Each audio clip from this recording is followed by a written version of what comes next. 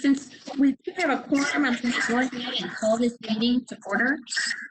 This regular meeting of the Board of Trustees of Socorro ISD will be held January 19th, 2021, and the time is 6:10 p.m. This meeting will be held by teleconference. The teleconference audio can be accessed at the following toll-free number, 1-877-309-2073, using the access code 727-175-293, and through an audio feed located at our YouTube channel. Any member of the public wishing to comment on an agenda item can send the comments to the following email address, board-questions@sisd.net. On March 16th, Governor Greg Abbott granted a request by Attorney General Ken Paxton to temporarily suspend a limited number of open meetings laws to the extent necessary to allow telephonic or video conference meetings in response to the coronavirus.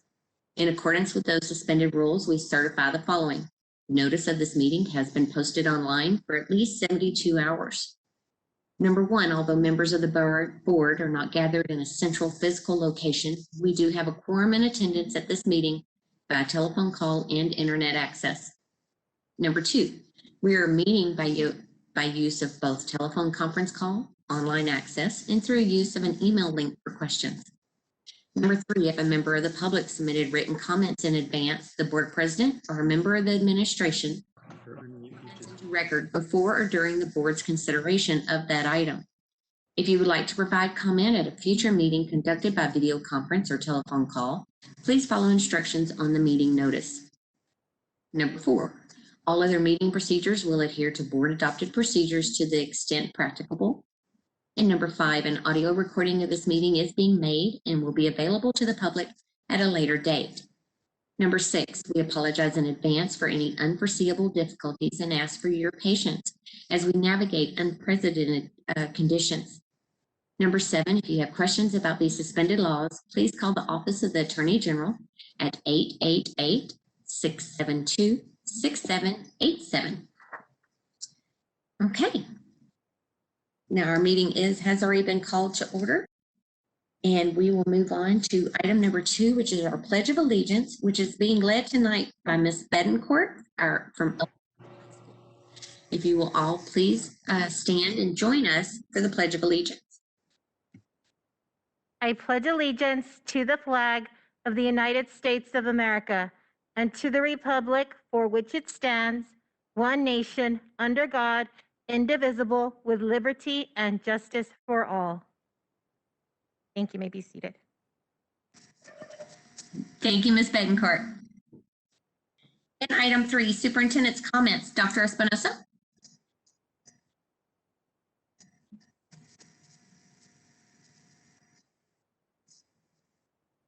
Important day in SISD. For the first time since the start of this pandemic, we had our awesome teachers in the classroom with their students. We had over 2,500 students district-wide, which is about 5% of our population, that started the in-person instruction today as per their parents' choice. And class sizes across the district, they were extremely small throughout, again, the entire school district. Many teachers, in fact, had 0 students in their classroom, 1 or 2 students in their classrooms.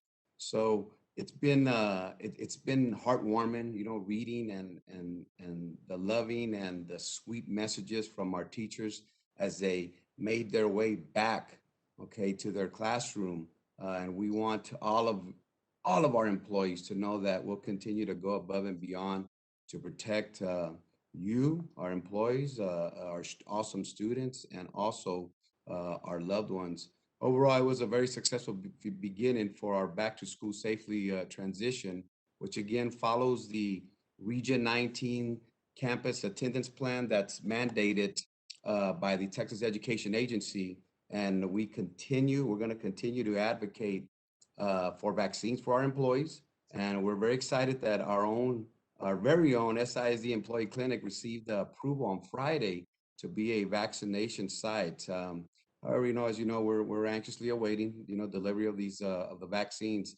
No arrival date has been given, but also We're also partners with Immunize El Paso. And as soon as they receive their next shipment of vaccines, our employees who are 65 and older or who have chronic underlying health conditions will be contacted. So as some of y'all may have seen on the news, it was reported that the city has a waiting list of more than 100,000 individuals. So, we're hoping and we're praying that the state of Texas increases the number of vaccines for El Paso. Right now, it looks like it could be potentially take us until May, the month of May or later, to get through the waiting list. So I want all of our staff, all of our employees, all of our community to know that we're in constant communication with Immunize El Paso and also the health authorities to get you the vaccine again, if you want it, as soon as possible. So, I will say this, so although this year has been tough, as everyone knows, for everyone, I know and trust that our teachers and staff are doing their very, very best each and every single day since the pandemic started, even before the pandemic. I mean, everyone knows SISD, we're an A-rated district and again, earned the coveted post-secondary readiness distinction because of our awesome teachers and staff and the commitment to treat and educate every student as their own child. Believe me, there's no accountability that is higher than that. And on that note, I'm sure our employees will be happy to hear this. I'm extremely excited that tonight we'll present to the board a formal request for a TEA waiver, Texas Education waiver for this school year, 2020-2021, the educator appraisal, so that our teachers and school leaders, they can spend more time supporting our students and supporting our staff. And we did this last year as well, if you recall, and guess what? We're gonna do it again this year. So in addition to the educator appraisals for teachers that being waived, hopefully tonight, we're also gonna be waiving all employee evaluations for this school year. So congratulations, Team SISD. That's one less thing that you need to worry about, and everyone knows that you all have earned it. So we know, everyone knows that everyone here, they hold themselves to the highest standards of accountability. We believe in you, and we got your back. Everyone understands we got your back during this extremely difficult school year. So I'm confident that our trustees will agree that our teachers and staff are working harder than ever before during these challenging times. The last thing they need is more stress in their lives. So like I said, administration is proposing that all employees evaluations be waived this year. So also excited to announce that later tonight, administration will be recommending to the board the extension of the emergency paid sick leave for the remainder of the 2020-21 school year. This will provide employees who experience exposure to COVID-19 virus up to 10 paid sick leave days due to quarantine requirement by their physician. And again, I tell people our actions, they continue to speak louder than our words as we fight for our employees' health. So we continue to work closely with our employee associations, and I appreciate their tremendous support for Team SISD. And again, I want to take this opportunity to once again thank every single one of our employees in our school district, as well as our amazing parents, for everything that they continue to do to keep SISD safe while ensuring that we continue to provide a quality education for our students. Happy Board Appreciation Month to our board members as well. Thank you for supporting our proposals, as well as our district's endless opportunities for our students and staff. Again, that concludes my comments, President Nahara. Thank you, Dr. Espinosa. We will move on to item number 4, recognition. This agenda item is to honor a Team SISD member who we have lost to COVID-19. I am terribly saddened by this tragic loss of a beautiful soul. It is an honor to pay tribute to this remarkable teacher that touched so many lives. Miss Elaine Blancas was a first grade teacher at Dr. Sushuk Elementary School. She had worked there for 4 years and was in her 10th year as a teacher. 2 years ago, she gained global attention for her heartwarming Twitter post, which went viral. of her students saying goodbye for the day with kindness and love. The children gave hugs, high fives, fist bumps, big smiles, and the video melted our hearts because we saw the love, caring, kindness, and true friendship that Ms. Blancas had instilled in her students. Colleagues, friends, and family all agree that Ms. Blancas embodied kindness and worked tirelessly to teach and share happiness and love in her classroom, in her school, and in her community. A project near and dear to her heart was Pink Socks Life, in which she helped to give pink socks to hundreds of students to spread kindness, compassion, and empathy. The Pink Socks Life community has been a wonderful partner with Dr. Sushuk Elementary, Team SISD, and the El Paso community. They are all as heartbroken as we are about losing Ms. Blancas, but they too have honored her and will always remember her legacy. She will be remembered dearly for her extraordinary work as a teacher, which everyone who knew her said she did with her heart and her soul. She inspired so many with her actions and kindness. Ms. Blancas was just an angel on this earth, and now she is our guardian angel. We will miss her dearly, and we are blessed to have had her at Dr. Sushuk Elementary and with Team SISD.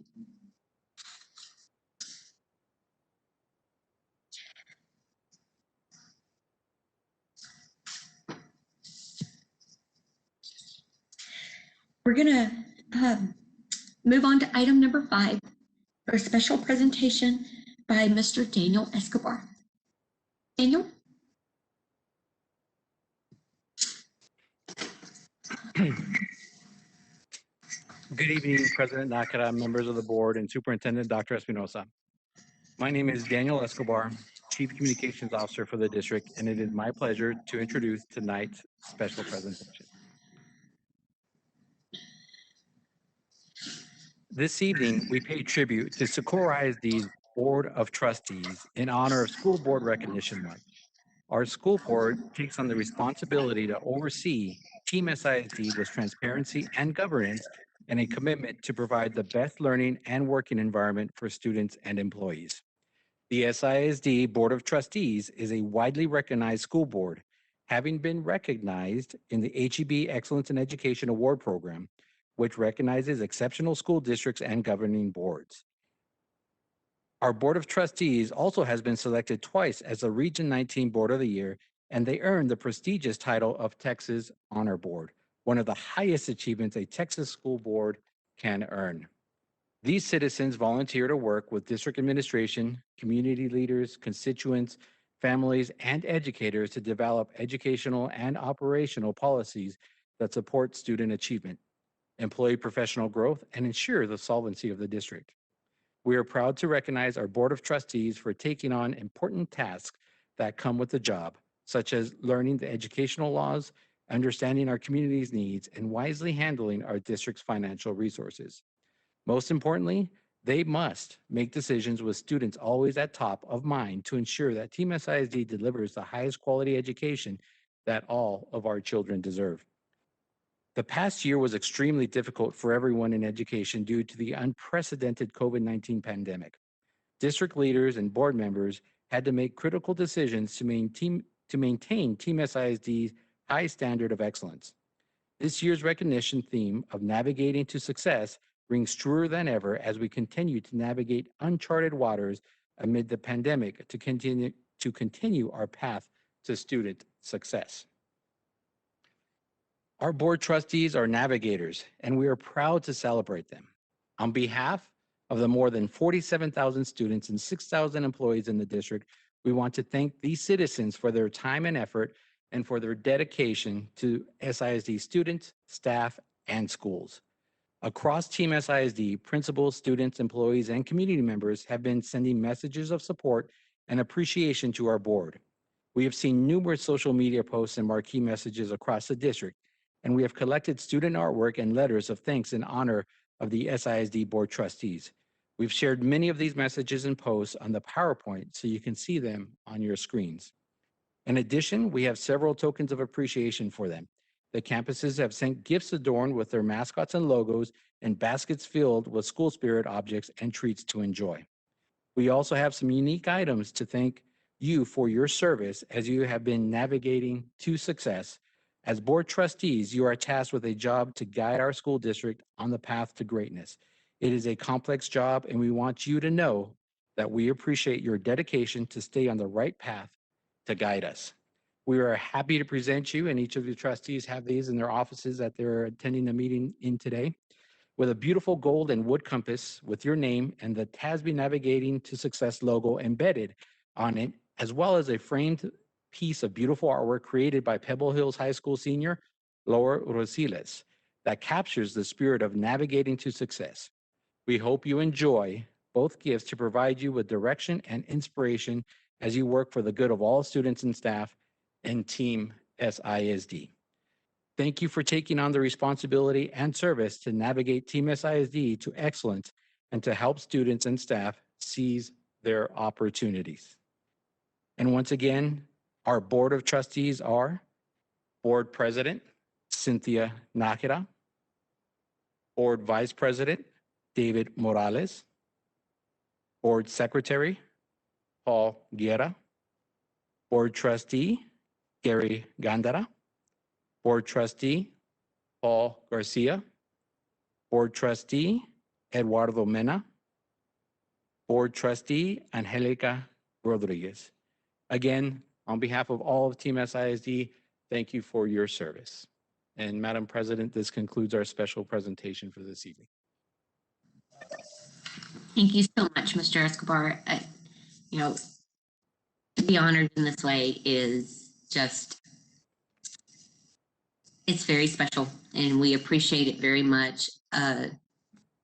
Personally, for serving on this board is an honor and a blessing that I can give back to my community, give back to Team SISD, and I just thank you very, very much. Are there any other comments?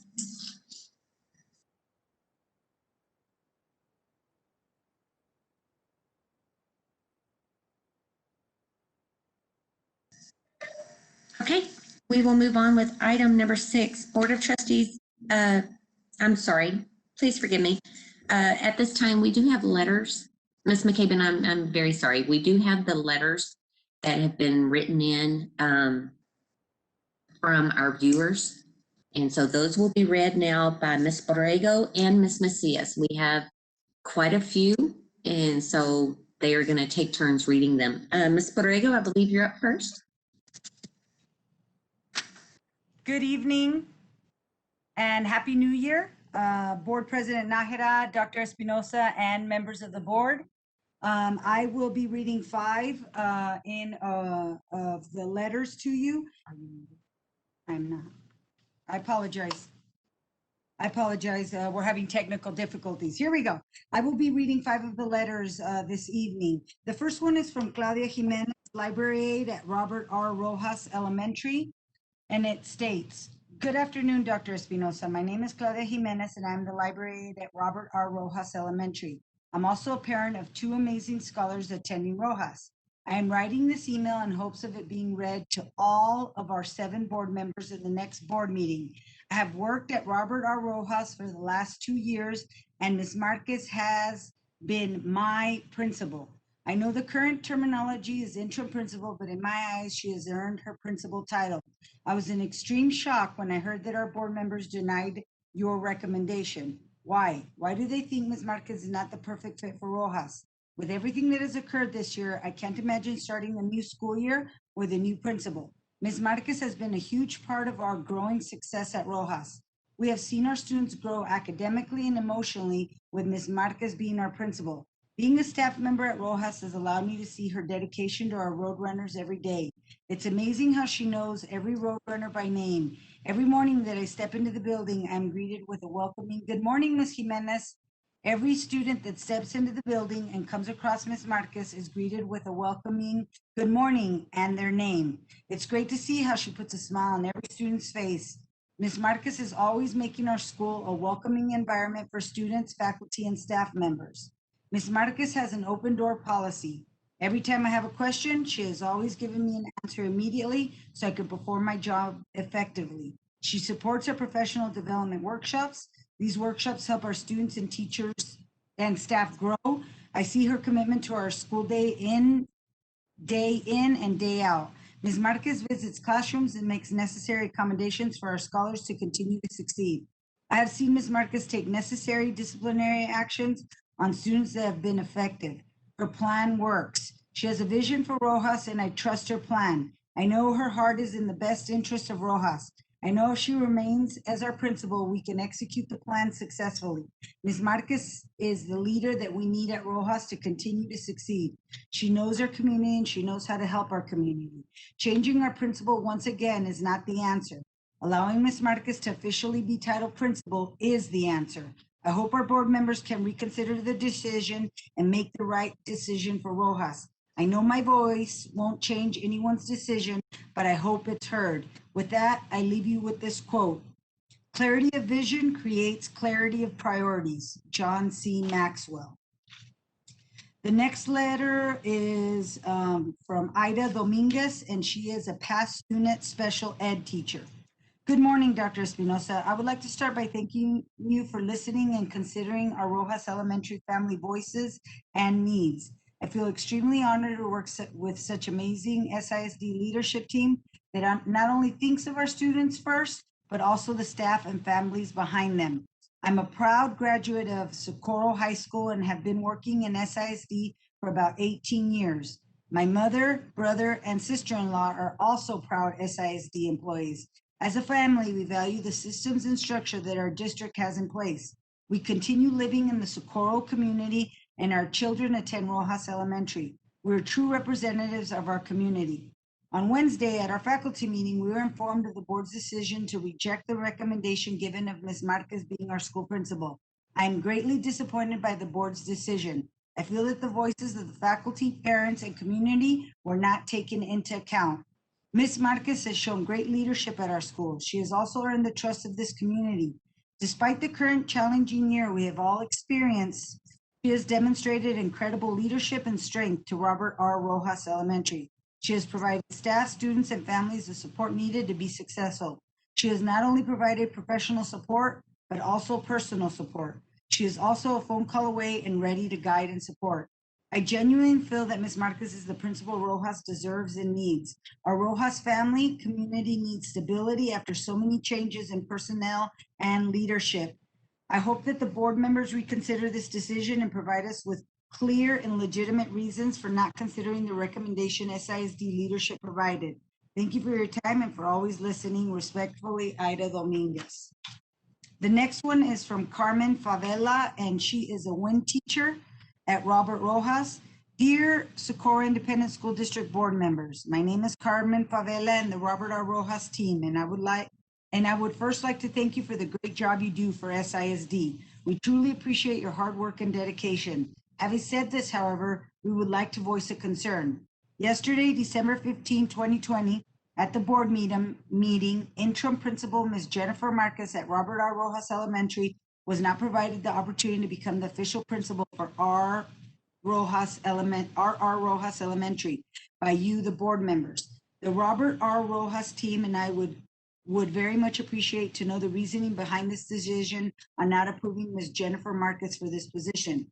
As a sitting interview committee member for the principal position for Robert R. Rojas Elementary, I had the opportunity to witness firsthand Ms. Jennifer Marquez's interview and was able to review her resume. Throughout her interview, she displayed her excellent expertise, abundant qualifications, and much experience that would make her for a great principal. It was with great shock and disappointment to find out that Ms. Marquez did not get approval from you, the board members. As a team at R. Rojas Elementary, we would like to know what the reasons were for this decision being made. We are wondering how this verdict was decided and the reasoning behind why Ms. Marquez was viewed to be incapable of fulfilling this position despite her amazing background of qualifications and experiences. Her great expertise and qualities have already been working wonderfully within the R. Rojas community as the interim principal. Being a part of this community, the R. Rojas team and I are able to experience firsthand what the needs of our school are. And we invite you to also view what our community is all about, as well as all the wonderful things that Ms. Marquez is providing for the R. Rojas community's needs. Ms. Marquez has not only been a great asset towards providing leadership and support towards meeting these needs, but she wouldn't be able to provide so much more towards our school if provided the opportunity to become the principal. Ms. Marquez has proven that she is what Robert R. Rojas Elementary, the students in our community needs. We would appreciate to know the different reasoning for not approving Ms. Jennifer Marquez for this position that we as a team see her as a great fit for. We appreciate your time and would be grateful for an explanation or a response. Sincerely, Robert R. Rojas Elementary Team and Carmen Pavela, WIN teacher at Robert R. Rojas. This one is from Kimberly Gonzalez. She is a pre-K teacher at Robert R. Rojas. Good afternoon. I write this email in light of the recent saddening news regarding our interim principal, Ms. Jennifer Marquez. I just learned that the board members responsible for approving the appointment of Ms. Marquez as our new principal have declined her recommendation. I'm a recent high school graduate in Socorro ISD. Through Socorro ISD and high schools, I've had the opportunity to witness many different leadership methods, some great and some not very successful from a student's perspective. However, now as an employee, I've had the opportunity to witness firsthand the wonderful and successful leadership at our school. I've seen the effort and diligence that it takes to run a school up close. I've seen all of these wonderful traits in Ms. Marquez. She is diligent, empathetic, and most of all, hardworking. She is an amazing leader and has done wonderful things for Robert R. Rojas. Ms. Marquez is the most confident, optimistic, and hardworking principal I've had the pleasure to meet.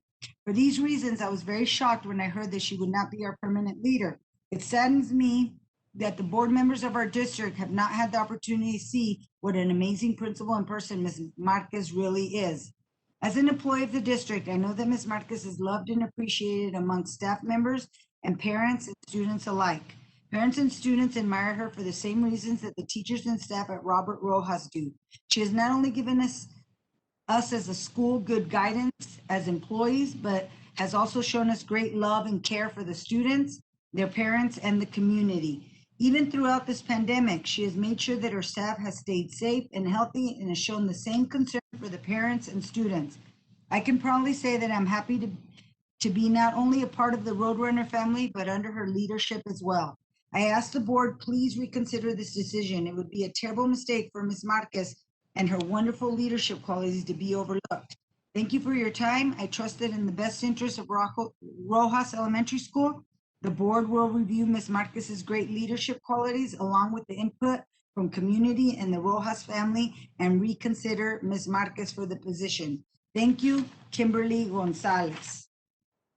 And the last one for me this evening is from Stephanie Romero. And it says, good day. I'm impelled to write this open forum letter. I have worked for this awesome district and our awesome students for over the past 20 years. I love it here. My current position has me teaching art to elementary students at 5 different campuses. However, I have run programs in high schools and middle schools. I give you some brief background so that you know I have been here for years and in different levels. I'm impelled, as I stated earlier, to write this letter as I cannot believe the incredible injustice that was handed out to Rojas Elementary School. This campus is a wonderful working community of very hard workers, from custodial staff to cafeteria workers to volunteers, teachers, support staff, teachers, parents, and students. We just had an incredible leader taken away from us from a move that I have never seen or heard of in the hiring process in our district. We have an awesome leader now in Ms. Marquez. She is strong yet listens. She leads and understands. She is what the community and students need and want.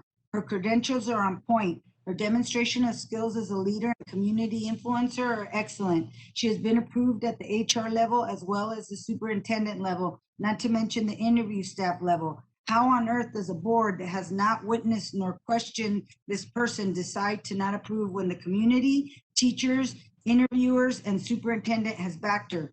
Years and degrees are standing behind her and empowering her to continue at the permanent level with our campus, Rojas Elementary, only to have people that were voted into office by people that support her to make such a wrong decision. Honestly, whenever a person was selected by the interview committee and then reviewed credentials by HR and then sent to the superintendent, I have been under the impression that this is our process in our district. The voting by the board was a formality of niceties as the real selection goes with the above mentioned process. I've been involved in SEA and at the state level, and I have never understood the board to be an actual deciding factor in the hiring process, except for the selection process of our superintendent. I find this highly irregular and frankly a slap in the face to Rojas. I would really implore the board and the process to review this applicant and the process in which they were selected and approved. She deserves to have the position, and honestly, the people have spoken. The vote doesn't even stand for itself. Please reconsider this highly irregular decision. Stephanie Romero. I am finished with my 5. President Nájera, Dr. Espinosa, members of the board, I have 5 additional open forum emails to read. Email number 1. Dr. Espinosa, the purpose of my email is to share with you my disappointment with Ms. Marquez being denied the principalship here at Robert R. Rojas by board members Paul Garcia, David Morales, and Eduardo Mena. I found their decision to be shameful. They showed total disregard for not only 40+ educators here at Robert R. Rojas, but most importantly for every student and parent that make up this wonderful educational community. We as a campus and community met with school officials from your department to point out what was needed and what characteristics we would like to have in our leader. I believe we were very clear that Ms. Marquez was the person we wanted to follow, as we have been doing so for the past year and a half. She has led us through the most challenging of times in education and has done it gracefully. She has not faltered once through all adversities that have been presented. These board members have no reason to deny her the position of administrator here at Robert R. Rojas. They did not speak to any school faculty or staff. They did not speak to people of this community, and they definitely did not speak to the awesome students here at Robert R. Rojas to gather any information to make their decision justifiable. I assure you, had they spoken to all stakeholders that make up Robert R. Rojas, not one single negative thing would be said about Ms. Marquez. She is an incredible leader who treats everyone with the utmost respect and with dignity. She has the highest expectations of us, her staff, and most importantly of our students. She not only has these expectations, but she guides and helps us live up to these expectations. I am not only speaking as a teacher of Robert R. Rojas, but as a parent. My children have never been happier to come to school, and that is due to the environment she has created.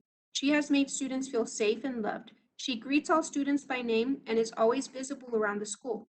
She interacts with all students and engages in conversations with them. She shows them that she cares and that she is here for them in all capacities. She truly has an understanding of what this community is about and works her tail off for them. In my 15 years of being an educator here at Socorro Independent School District, I have had 8 administrators. Ms. Marquez is top 2, only coming behind Ms. Macias, and that says a lot, being how amazing of a leader Ms. Macias was, not only here at Robert R. Rojas, but also with her service at the DSC. I believe we, the teachers, parents, and students, deserve an explanation for these board members as to why they failed us with their decision, why they made the decision they made. Full transparency is expected. Paul Garcia, David Morales, and Eduardo Mena. We all make mistakes, as this instance has certainly shown, but I do hope one learns from their mistake and the same mistake is not repeated.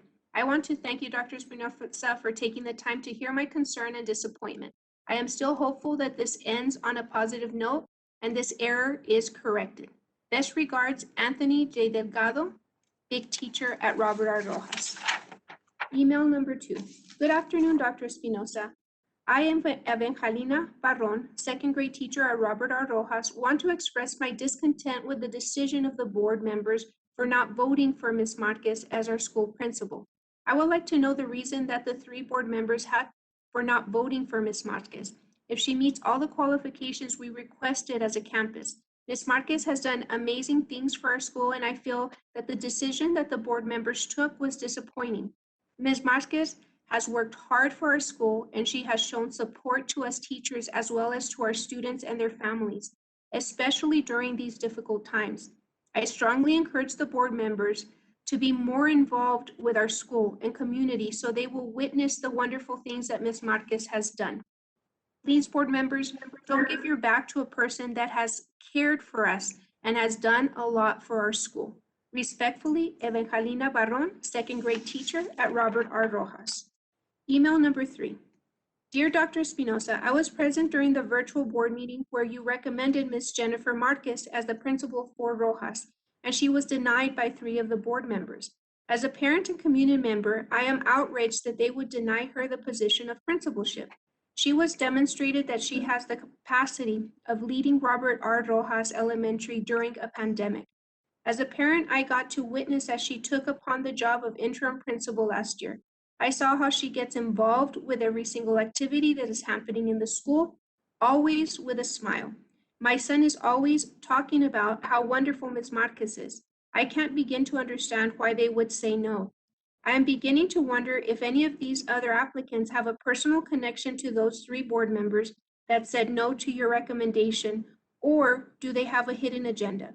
I hope that they realize that she is a great candidate and she has been able to handle the duties of a principal during these unprecedented times. Respectfully, a concerned parent, Omar Montelongo. Email number 4. Good evening, Dr. Espinosa. Attached to the letter of concern to the most recent school board decision regarding the principal position of Robert R. Rojas Elementary, denying the opportunity of learning or of leadership to Ms. Jennifer Marcus, current interim principal and position candidate. Dear Dr. Espinosa, my name is Mr. Gilbert Gonzalez and I am currently assigned to Robert R. Rojas Elementary School as a pre-kindergarten bilingual teacher for Socorro ISD. I am writing to you to express my concerns regarding the position of Robert R. Rojas Elementary School principal position. I'm requesting an opportunity for you to strongly reconsider the most recent decision taken at the board meeting regarding Robert R. Rojas Elementary School principal position and recommended candidate, Ms. Jennifer Marquez. Dr. Espinosa, the most recent school board decision denying the recommendation of Ms. Jennifer Marquez for Robert R. Rojas campus principal has brought about many concerns amongst our campus faculty and staff members, students, and the community. The decision has undoubtedly questioned the integrity and honest commitment of our elected school board members and their responsibility to provide best interests to our schools and their surrounding communities. During this meeting held on Wednesday, December 16th, 2020, from 3 to 4 p.m. via Microsoft Teams with campus faculty and staff and members of your cabinet, the reasons that were given to our faculty and staff that afternoon, with all due respect, were deemed by faculty and staff as unreasonable and considered unsupportive to our best interest and leadership at Robert Rojas Elementary School.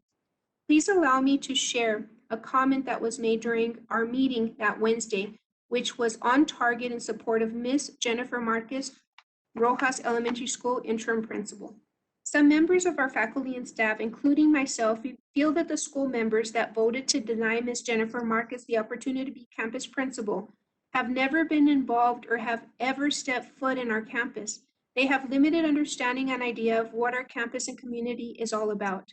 For them to be part of a decision they have limited knowledge of and give a negative mark against reasonable facts and suggestions from professionals in the community most definitely raise question to the honesty, integrity, and commitment of our school board members. I personally respect and hold empathy to those who hold such responsibilities and who are in the position to make these most difficult decisions.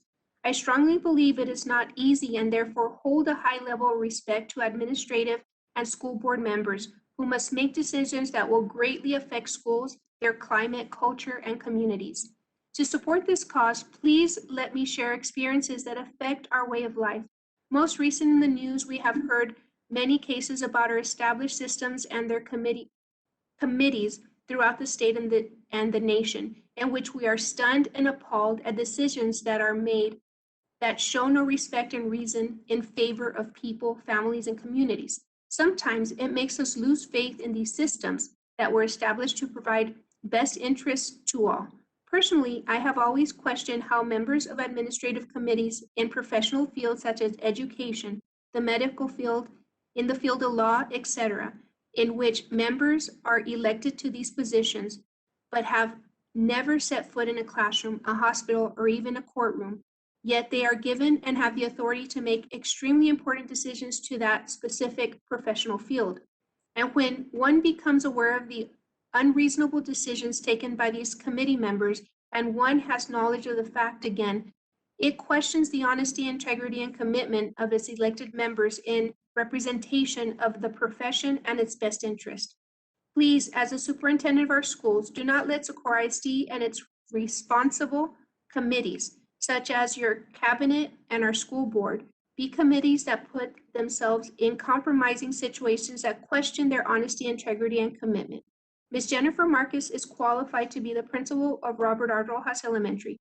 The question stands, how could 40+ members, faculty and staff with over 130 years of combined professional experience, university degree professionals, Socorro ISD interview committees, plus the many students and families in the surrounding community in strong favor of Ms. Jennifer Marcus, be completely wrong to her exceptional leadership and qualifications to be the principal of our school? Clearly, again, the decision placed forth questions the honesty, integrity, and commitment of our elected school board members and Socorro ISD administration. For these reasons, I must humbly urge you to please reconsider and convince school board members that the decision to deny Ms. Jennifer Marcus principalship at Robert R. Rojas Elementary School is not to the best interest of its students, faculty, and staff, and the surrounding community. Dr. Espinosa, I want to personally thank you so much for the time you have reserved to read my letter of concerns and to the hard work, the many efforts, and the support you and your cabinet have given and continue to give Socorro ISD. Respectfully, Mr. Gilbert Gonzalez, pre-kindergarten bilingual teacher at Robert R. Rojas. And the 5th email reads, to board members, I am a Rojas parent and a former Rojas student. With that being said, you can imagine the pride I have for Robert R. Rojas Elementary. I am writing to you to express how angry I feel. To those who did not approve Ms. Marcus as principal, shame on you for wanting to take our stability. Shame on you for making my child think he did something wrong to lose a principal that has earned a place in his heart. You know, it is interesting that I cannot remember the name of my middle school or high school principals, but I can surely remember my elementary principal's name. Mr. Antoine and Mr. Cano were my principals. I remember them because I felt loved and cared for. That is the same feeling my son has toward Ms. Marcus, and you are stealing that from him. My 2 other daughters, who are now in middle school, have nothing but gratitude and loving memories of Ms. Marcus. I have been a parent volunteer at Rojas for 5 years, and I have seen numerous principals after Ms. Macias that have not filled in the shoes. After Ms. Macias, Ms. Marcus is the only one who has filled them in. To those who did not approve Ms. Marcus, I invite you to come to the campus and see for yourself how the students, parents, and staff feel about her.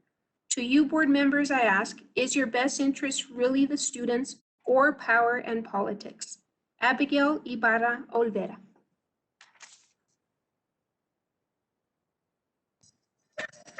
Thank you, Ms. Macias and Ms. Borrego. We will move on to item number 6, Board of Trustees. Yes, sir, Mr. Guerra. Dr. Espinosa? Dr. Espinosa, can you hear me? Yes, I can. I want to make sure that, and the faculty and staff at Rojas, I want to make sure that they don't think that this falls on deaf ears and that we're listening to them or that I'm listening to them. And I know this is an open forum, and I'd like to know if it's possible and that you could put this on the next board meeting's agenda in March. February.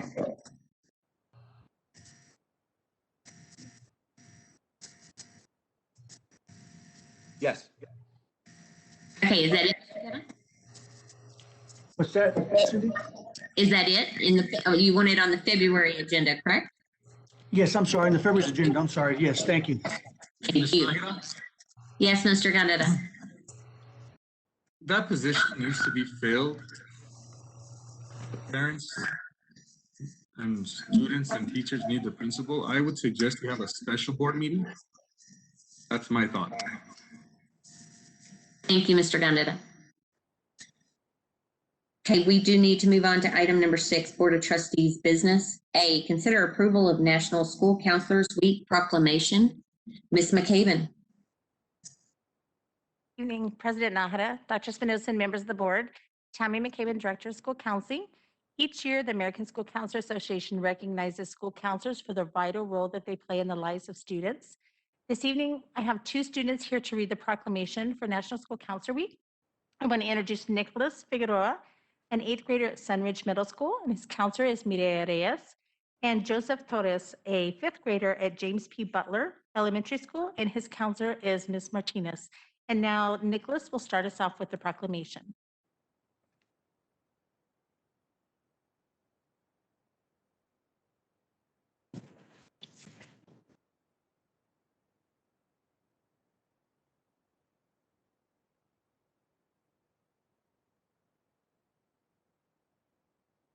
Hello, my name is Nicolas, and I'm here to read the proclamation. Whereas school counselors are employed in public and private schools to help students reach their full potential, and whereas school counselors are actively committed to helping students explore their abilities, strengths, interests, and talents as these traits relate to career awareness development, and whereas school counselors help parents focus on ways to further the educational, personal, and social growth of their children.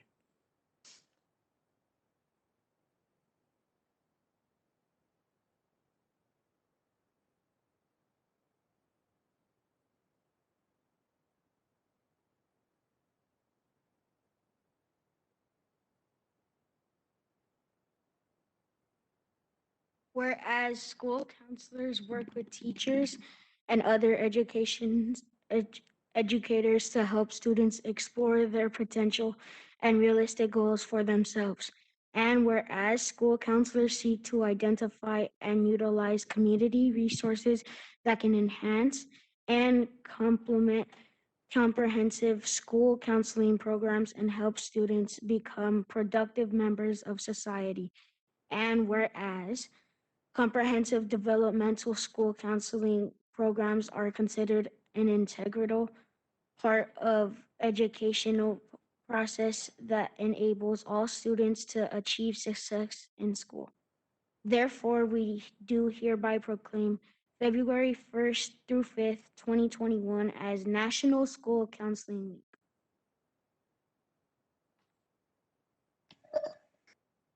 Ms. Nájera, motion to approve? Second.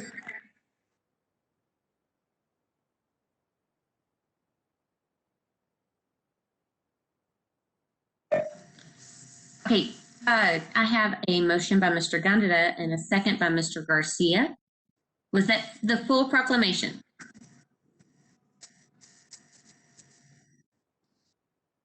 That was the full proclamation.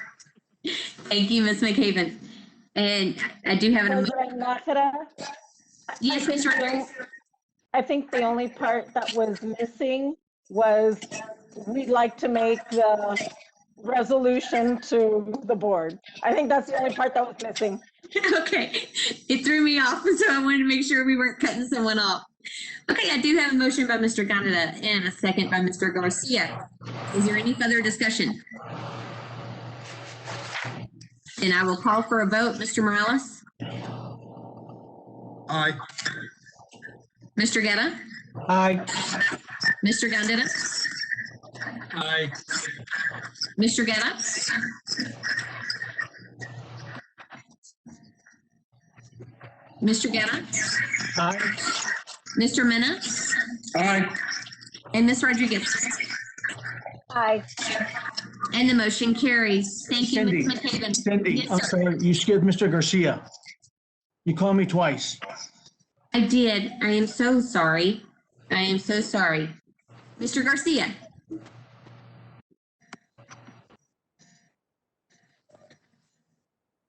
Mr. Garcia, your vote? I think he's muted. Aye. Thank you, Mr. Garcia. And the motion carries. Thank you for letting me know that, Mr. Guetta.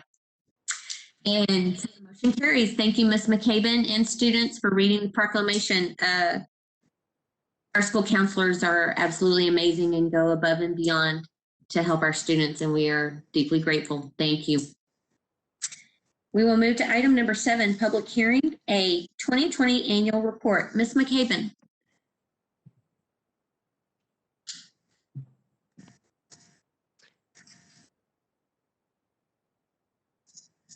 Good evening, Board President Nájera, Dr. Espinosa, and members of the board. My name is Kelly McBain. I'm the Director for Research and Evaluation. This is a public hearing on the 2019-2020 Annual Performance Report. It is required under the Texas Education Code, Chapter 39.306. Members of the public can access the report on the district's website under the District Accountability tab. The annual report is comprised of the following reports. The Texas Academic Performance Report, otherwise known as TAPER, is the main part of the district's annual report and this presentation. However, you will find additional sections that include the PEIMS actual financial data, campus performance objectives from Goal 2 of the campus improvement plans, student performance in post-secondary institutions as reported from the Texas Higher Education Coordinating Board, report on violent or criminal incidences, school violence prevention and intervention programs used in the district. Now, starting with the Socorro ISD district status, Socorro ISD is the largest district in the state to receive an A rating in the post-secondary readiness distinction during the 2019 school year, which was the last year all campuses in Texas received a rating based on STAR data. During the 2020 school year, Governor Abbott signed an executive order effectively canceling spring and summer STAR testing, and accountability ratings were suspended. Therefore, all campuses in the state of Texas were not rated. A large part of the TAPER is STAR scores. Without the 2020 STAR data to report on, I will focus on other areas of the TAPER to include attendance, graduation, dropout data, college, career, and military readiness, and our student demographics and teacher profile. Attendance, graduation, dropout rates, and CCMR are always reported in the TAPER a year behind, so we are actually looking at the year 2018-2019 data. With the Socorro ISD's attendance rate at 95.5%, the four-year graduation rate at 91.7%, and the dropout rate at 0.1%, Socorro ISD is leading both the state and the Region 19 in all three indicators. Our CCMR data, also known as college career and military readiness data, is based on the 2018-19 graduates, and the percent of students considered CCMR ready is up almost 9 percentage points from the year before, from 62.5 to 71.1%. Some indicators that make up the CCMR data include the percent of students that have received dual course credit, either 9 hours overall or 3 hours in math or ELAR, and that's up from 23.2% to 27.3%. And the number of students receiving an associate's degree while still in high school is up from 2.7% to 4.2%. The number of students enlisting in the U.S. Armed Forces is up from 4.3% to 6.9%. Another indicator in CCMR is the percent of students that are meeting the criteria on the Texas Success Initiative assessment, which is one of the main ways students qualify to take college-level coursework. This graph has 3 sections. The first group is the percent of students achieving the criteria on the reading. The second is the percent of students achieving criteria on the math. And the third is students that achieve both reading and math criteria. The blue bar is the state, the orange represents Region 19, and the gray represents Socorro ISD. And Socorro ISD is ahead of both the state and reading and the region in all 3 areas, the reading, math, and meeting the criteria in both reading and math. This is our student demographic information as reported on the TAPER. Our total student enrollment increased by almost 800 students from 2018-19 school year to the 19-20 school year. We're at 47,397 students. Our ethnic racial group percentages stayed virtually the same. Our economically disadvantaged is about the same at 73.5%. Our military connected student rate is 7.9%, which is a new indicator in TAPER for this year. And our English language learners increased from 23.5% to 25%. And our special education population increased from 10.3 to 11.3%. Lastly is our teacher profile. The percent of teachers with a master's or doctorate degree is at 30.1%, which is higher than the state average. And the second section on this slide is teachers by years of experience. The majority of our teachers, actually 51%, have 11 or more years of experience. And our teacher turnover rate is significantly lower than the state. Ms. Nájera, this is a public hearing, and we did not receive any emails or phone calls from the public. However, this full report is going to be posted on the district's website, and copies will also be made available at the district offices and for public members upon request through the Public Relations Office. Are there any questions from the board?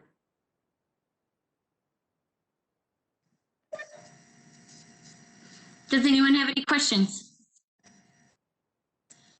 Ms. McCabe, thank you so much for presenting this. Although I know it is a public hearing, we love to see this information being put out to our public to show the growth and the progress that Team SISD is making. So thank you very much.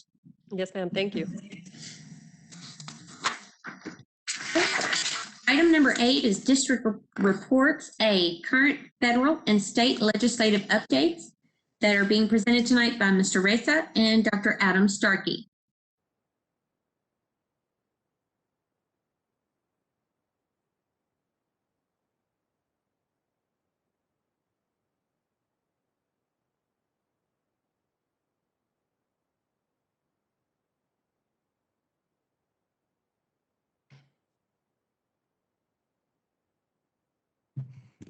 Good evening, President Nájera, members of the board, and Dr. Espinosa. Mr. Reza and I are here tonight to provide a brief presentation on current state and federal legislative updates. Right?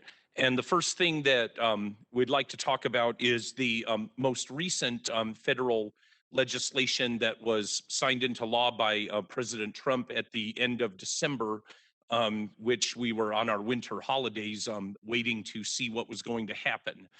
And that is called the Consolidated Appropriations Act of 2021.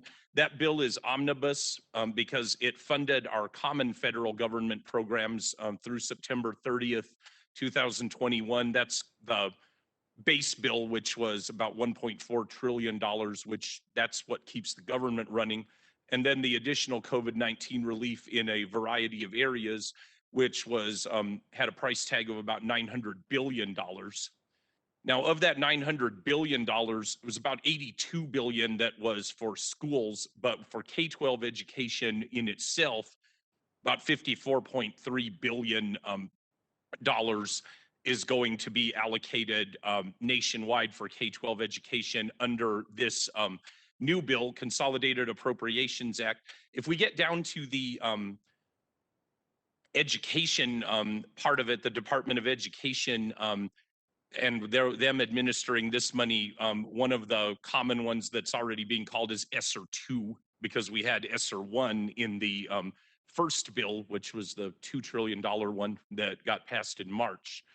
Okay, so the act states, as the ESSER 1 did, that states must provide a minimum of 90% of their K-12 education allocations to local education agencies. So in other words, 90% needs to go to school districts, okay? And 10% can stay with TEA or any other applicable state education agency. Each state receives an amount that's proportionate to what was received in Title I Part A funding in the most recent fiscal year. In this case, we are in FY21, so they're going to be looking at FY20. And then at that point, our districts receive subgrants that are proportionate to that measure. Okay. Now, one thing that is important about the CARES Act, which was the first one, ESSER 1 was in total had a price tag of about $13.5 billion nationwide. This time, the appropriation is approximately 4 times that. At this time, the rough estimate from what's been able to be seen, like from Office and Management Budget, Congressional Budget Office, you know, when you look at those sources, they're saying Texas is looking at about 5.27 billion. We always are fortunate to be able to participate in the biweekly commissioner calls. Our superintendent very nice to allow us to do that. And Commissioner Marath said upwards of 5 billion plus, he was about the same. So 90% of that going out to our school districts in our state is about 4.75 billion going out in all. And of course, number of steps have to be completed, just like in any other federal grant appropriation, before amounts to be received are known and the application to receive funding can be made, because the state education agencies, which in our case TEA, of course, has to apply to the USDE first in order to get the funds. And then they are the pass-through entity to us, and we have to apply, and every grant is different. Everything has its own rules, and the sub-grant is awarded to us upon approval, and we have to just go ahead and go through the steps for that. Again, this one is supposed to be until September 30th, 2022 for now, but there's always possibility of extension, but for right now, at least we know that it does not have to be spent in all in a year. So once we do get through all of those hoops, then we hope to be able to appropriately figure out what we need to do. We are hoping, and I'm going to turn it over to Mr. Ressa in a moment, that it isn't sent to us. While it can't be supplanted, we're hoping that the hold harmless stays in effect and it isn't sent to us as an offset, but we will have to wait and see on that. I will allow Mr. Ressa to speak more to that at this moment.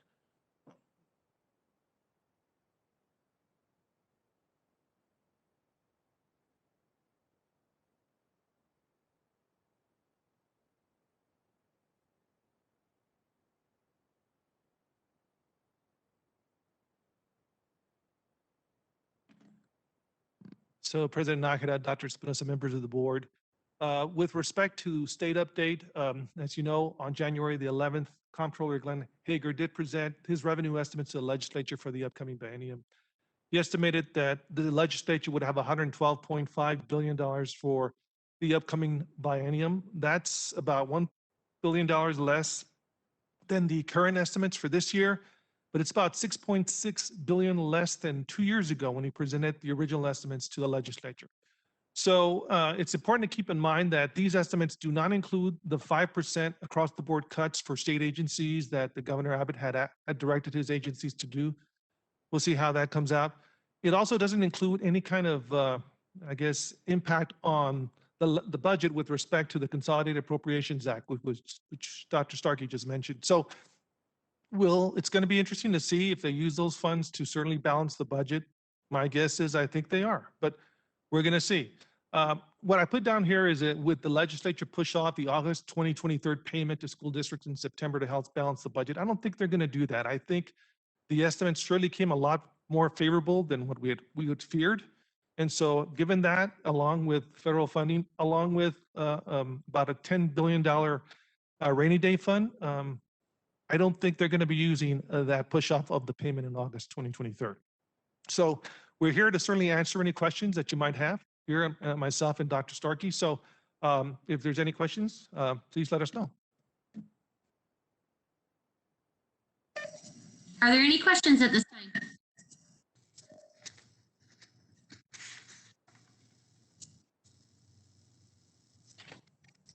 Okay, Mr. Reza, Dr. Starkey, thank you so much for the update of information. We truly appreciate you keeping on top of it and letting us know. Thank you, ma'am. Thank you. Then we'll move on with item 8B, facilities report. Mr. Iington. Yes, President Nahida, members of the board, administration is pulling this item.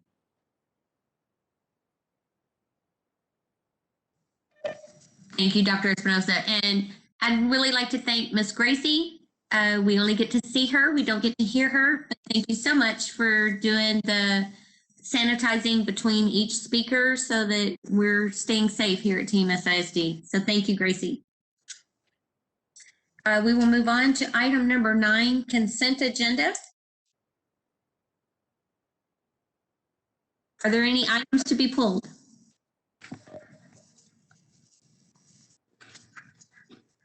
Do I have a motion?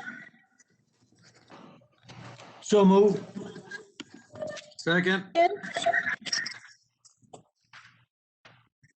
I have a motion by Mr. Gavin and a second by Mr. Gondeta. Is there any further discussion? Now I'll call for the vote. Mr. Morales? Aye. Mr. Guerra? Aye. Mr. Gondeta? Aye. Mr. Garcia? All right. Mr. Mena? Aye. Ms. Rodriguez? Aye. And the motion carries.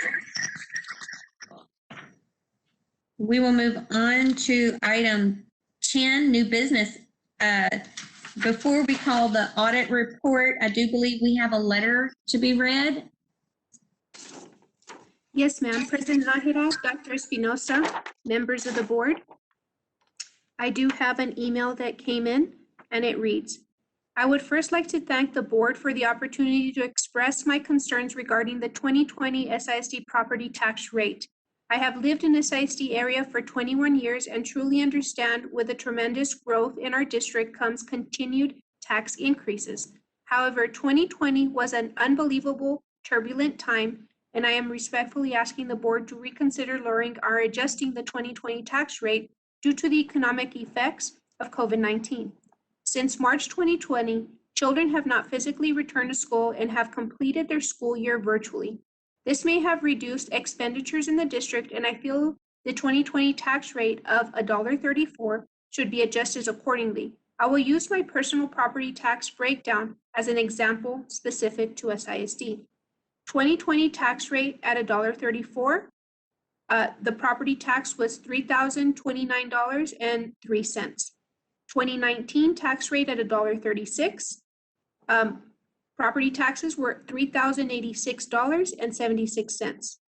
2018 tax rate at $1.38. Property taxes $3,052.96. Even though 2020 tax rate is slightly lower than 2019, as you can see, there is not significant difference. Finally, as you continue to discuss this matter, please take into consideration various entities in our city have made appropriate adjustments to assist our community during this difficult time. As we begin to get back on steady ground in 2021, any adjustments that can be made would be mostly appreciated. Thank you, Sandra Di Francesco.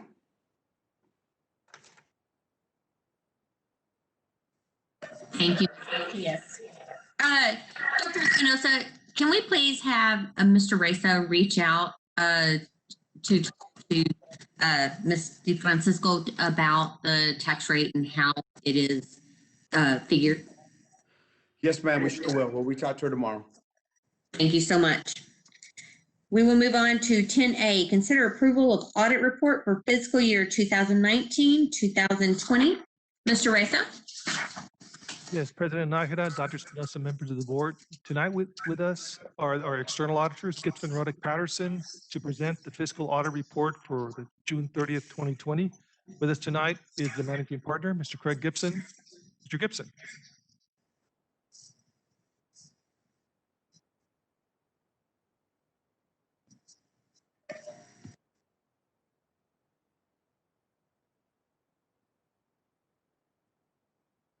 Thank you.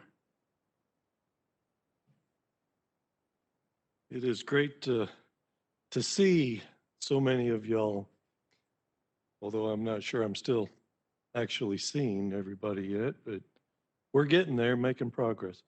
I'd like to go over the graph presentation, if I may. And so the first schedule is a comparison of the district-wide revenue. And you can see this year we had a significant increase in the revenue. The blue is our state revenue, and that's where the bulk of the increase came from. The HB3 changed the foundation formula, which did provide significant additional funding really to all the districts in our area. The yellow section there in the middle is the federal funding, and that actually had a decrease, you can see, from last year, and that was divided between two grants primarily, about 1.5 million from child nutrition and 1.5 from SHARS. Now the red section up on top is our local revenue, and as was mentioned in the letter that was read right before I came up here, the tax rate was decreased by just under 1%. However, the property values increased by about 6%. And so that's why you see the increase in the local funding. The next schedule or graph is the exact same information, but in a percentage presentation. So you can see the blue, if you look starting at 2016 and going across, the percentage of state funding was going down until this year. You can see that significant jump. The federal funding's been bouncing around just above 11%. And this year, with those decreases, it dropped to 10%. The local funding actually percentage-wise is less than the prior year. This next graph is a little more complicated as we're trying to cram more information in here, but I think once we discuss it, it makes sense. The blue section this is the expenditures from the general fund. The blue section there on the bottom is what we refer to as the instruction, and that would be functions 11, 12, and 13. So this basically in the classroom expenditures, a significant increase there from 238 up to 260 million. The bulk of this increase, 17 million, is salary and benefits. 2 million relates to books and technology, and then 2.5 million are the laptops that y'all leased. The yellow gold section there is the instructional and school leadership. So this is functions 21 and 23. And see a little bit of an increase there. That's basically salaries and benefits. Then the red section is student support. This is the 30s, 31 through 36. And we see a little bit of a decrease here. And this is primarily about $1 million decrease in transportation supplies, but offsetting part of that, about $500,000, is salary and benefits for the clinic that we opened. The little pink sliver there is the administrative. That's function 41 and 99. And there's just a small increase there, and it's primarily salary and benefits. The green section up at the top, that is facilities, security, and data processing, which is function 51, 52, and 53. And you can see a little bit of an increase there, basically salaries and benefits. In fact, if you look at the general fund, we had about a $21 million increase in salary and benefits. This is related to the 5% raise that was given, as well as I believe we had about 30 new teaching positions to populate the new campuses. So significant increase in state funding, but also a significant increase in our general fund expenditures. Now, this is our little dollar bill presentation of how many cents out of every dollar is spent on the major categories. As you can see, 64 cents out of every dollar is spent in the classroom. And that is a little bit of an increase. It was 62 cents last year. But you can see the other items there. 3 cents on administration. This graph is a comparison of the per student or per pupil expenditures and state revenue. So basically what we're doing is we're taking the total expenditures out of the general fund, dividing it by the ADA to come up with the blue bar. So this year it was $9,700 per student, which was almost $800 increase. The red line is the same thing. We take the state funding in the general fund, divide it by the ADA, came up with the 7,300 number there, which was almost $1,000 increase. So this shows you on a per student basis how significant that additional funding was from the state. However, the amount of the blue bar that is above the red line, that is the amount that's funded locally. It's just kind of interesting to see the state is funding the bulk of our per student cost. This graph is a comparison of the general fund's fund balance. So if we were a corporation, we would call it retained earnings or owner's equity. So this is the equity of the general fund.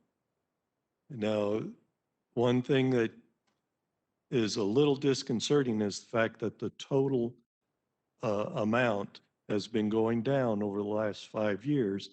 And I know that that the board and Mr. Odessa have been working to use this fund balance to keep the property tax as low as possible. And now we are at a point here where the numbers across the bottom there, that's the days of expenditure. And you can see in 2016, we had 112 days, and now we're down to 80 days. Now, this number has been impacted somewhat because of the $9 million we set aside to purchase laptops.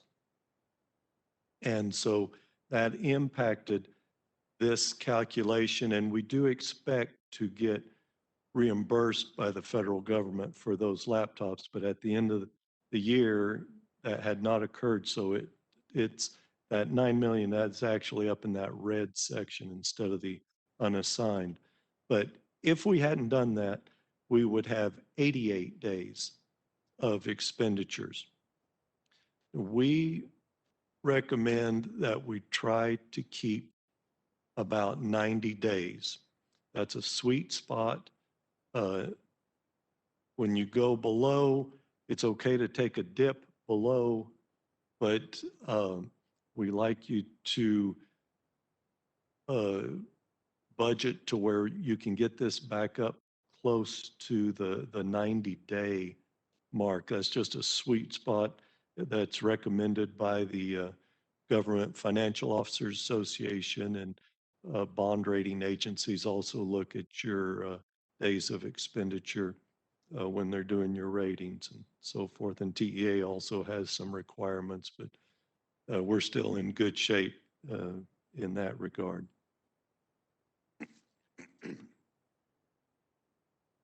The next graph is just a comparison of the refined ADA, and you can see we had about a 1,000 decrease this year. Excuse me.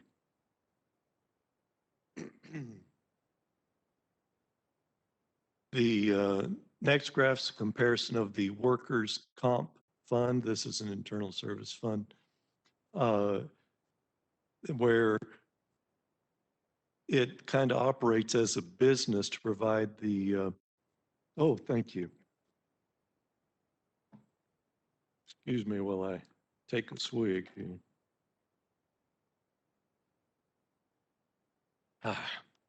Thank you. So what the workers' comp fund does is it actually is providing workers' comp coverage to all of the other funds. And so the other funds pay into this fund for that service. And this fund has done very well. The blue represents the revenue. The expense is the gold bar. And you can see this year, it was basically a break even. The red line, again, represents the equity or the fund balance net position of the fund. So this little fund is very healthy. Now, this next one here is the healthcare fund. And I know that the board has discussed this with Ms. Oresa a number of times.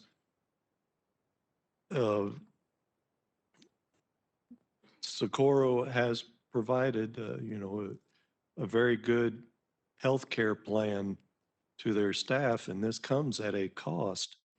And you can see 2018 and 2019, the revenue was up above the expense, but this was done by means of an end of the year charge to pull us up to where this fund would not go in the negative. This year, instead of doing it that way, what the district did was a $9 million transfer. So this took funds out of the general fund and put it in here. And that's why you see that little light blue cap there on the top.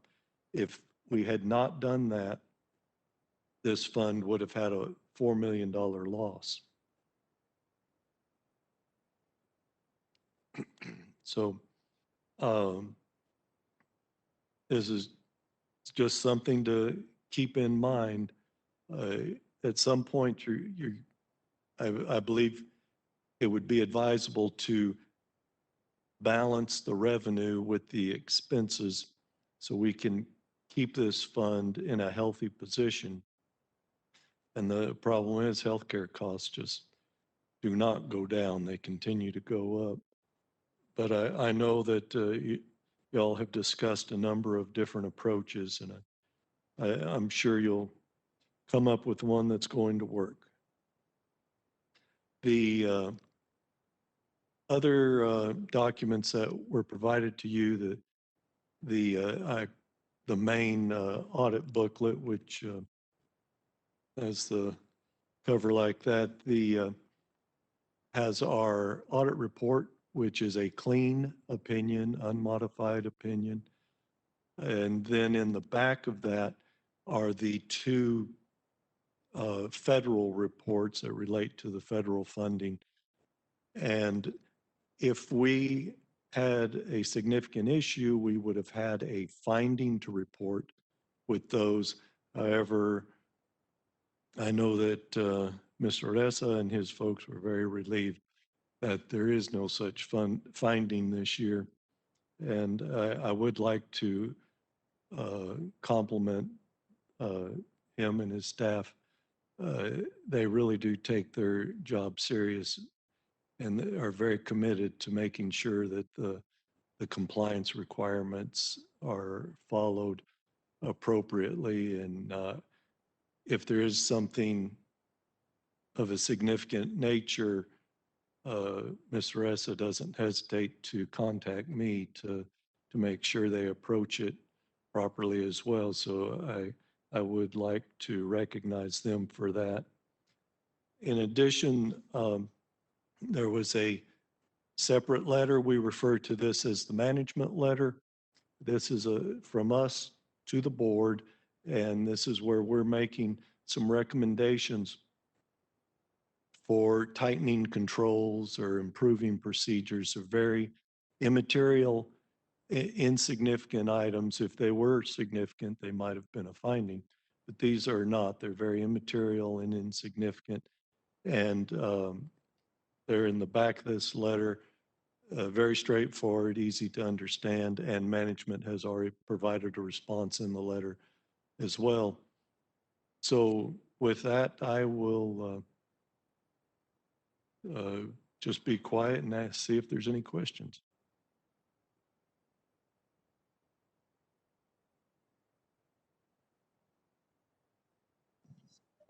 Are there any questions for Mr. Gibson or Mr. Ressa concerning the annual physical report? Ms. Nahida? Yes, sir, Mr. Gandara. Just real quick comments. I want to thank Mr. Ressa and his whole team for and everybody involved to get this complete. Going on with our healthcare, you know, some things were said right now of the money that the school board has put in. And a lot of our employees don't know this, that for the past 3 years, the board as a whole has put in almost 22 million to help with the health care of our employees because they were in the red. And for the past, again, 3 years, this board as a whole has put in almost 22 million to help our employees to keep their health care low. And I think that's something that I want to thank the board for that and for always supporting our employees. And again, thank you, Ms. Presa, for your team for helping with that issue. Thank you. Thank you, sir. I do want to thank Mr. Rene Vargas, our Director of Business Services, along with his staff for working on the audit. He's my point person. He works with you in charge. And so thank you very much. I appreciate it. And I do want to thank my staff as well. Hey, any other comments?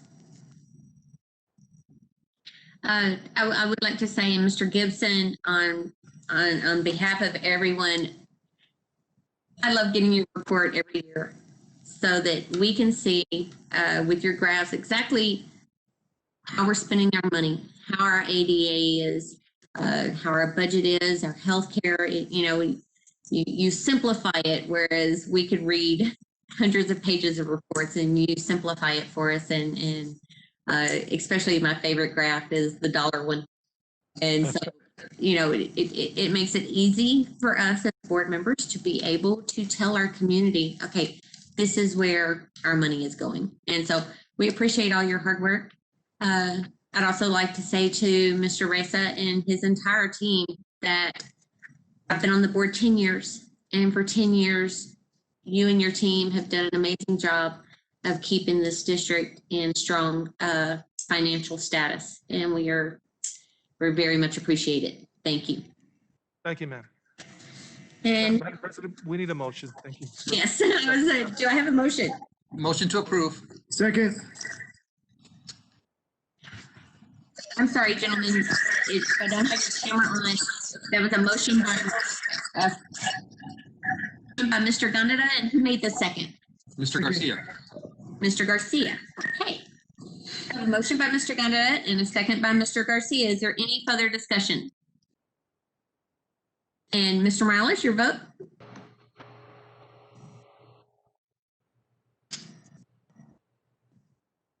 Mr. Morales? Aye. Mr. Guerra? Aye. Mr. Gandara? Aye. Mr. Garcia? Aye. Mr. Menace? Aye. Ms. Rodriguez? Aye. And the motion carries. Thank you all so much. We will move to item 10B, budget priorities and calendar. Mr. Reza?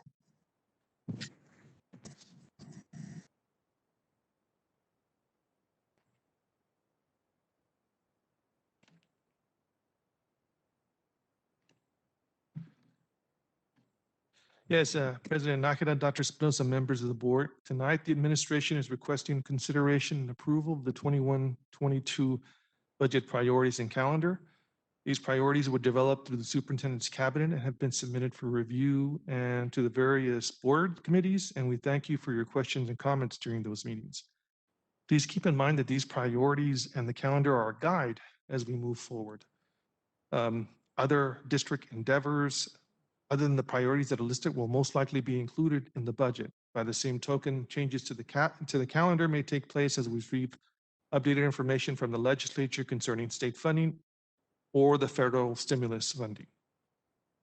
So before you is a list of priorities that will be included in next year's budget. They include a commensurate general pay increase for all eligible Socorro ISD employees, as well as a funding transfer into the healthcare fund to ensure that it remains fiscally stable and well-funded.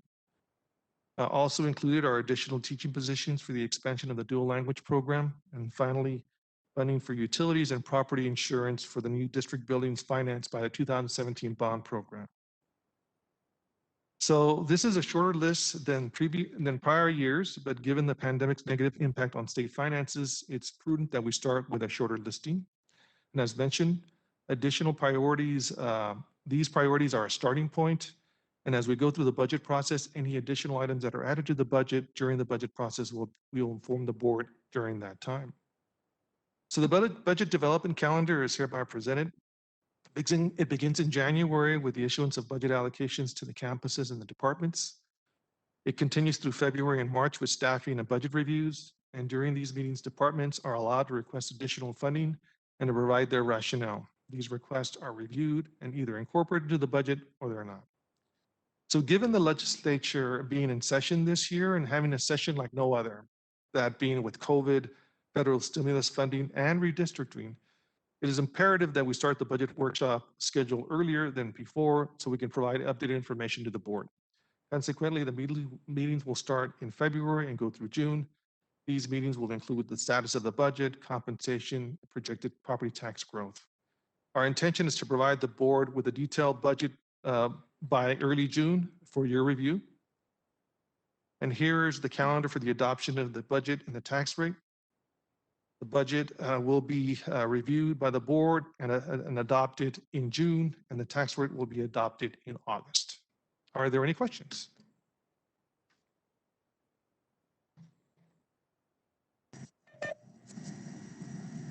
Are there any questions for Mr. Reza about the budget priorities or calendar?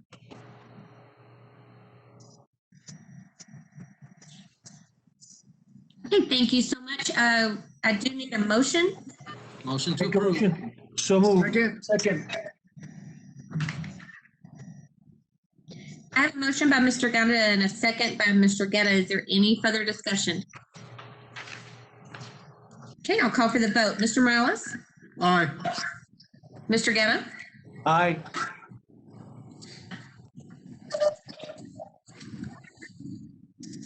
Mr. Gonzalez? Aye. Garcia? Aye. Mr. Mena? Aye. And Ms. Rodriguez? Aye. And the motion carries. Thank you, Mr. Reza. Thank you, ma'am. We'll continue with item 10C. Consider approval of resolution of the Socorro Independent School District Board regarding its local extension of emergency paid sick leave for the remainder of the 2020-2021 school year. Mr. Campoyo. Ms. Nakada? Yes, Mr. Canada. I don't want to interrupt Mr. Campoya. But motion to approve. Second. Yeah.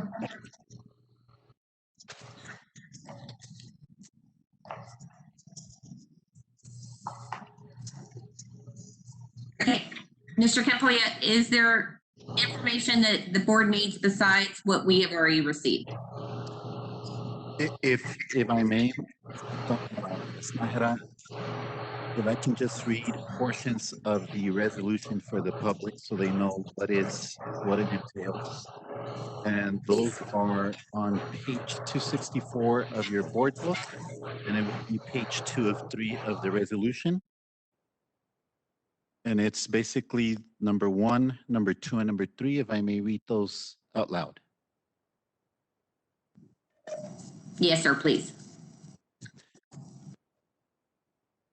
The authority in the event the FFCRA authorization of the emergency paid sick leave is not extended by Congress to continue to offer employees EPSL, which is the emergency paid sick leave, for the reasons provided below, effective January 1st, 2021 through the end of June 30th, 2021.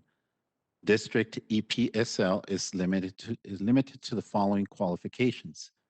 A, eligible employee is subject to a federal, state, or local quarantine or isolation order related to COVID-19. B, eligible employee has been advised by a healthcare provider to self-quarantine related to COVID-19. C, eligible employee is experiencing COVID-19 symptoms and is seeking a medical diagnosis. And D, eligible employee is caring for a immediate family member as defined by the district policy DEC local, subject to an order described above in subsection A, or has been advised to self-quarantine as described above in subsection B. Number 2, the authority of act in place of the board under policy DC regarding modification of employee leave days and or creating guidelines for changes regarding use of employee absences under the district EPSL, included but not limited to determining compensation entitlements of any employee who uses district EPSL, and the authority to determine the required documentation for district EPSL eligibility. And number 3, eligibility and other provisions for district EPSL. Employees who have not utilized the 80-hour provision under the EPSL are eligible to utilize the unused time for a COVID-19 qualified reason on or before June 30th, 2021. Employees who previously utilized the 80-hour provision under the EPSL and are exposed at or contract COVID-19 while performing their essential functions on district property will be considered for additional EPSL leave not to exceed 80 hours after contact tracing and approval by district level COVID committee.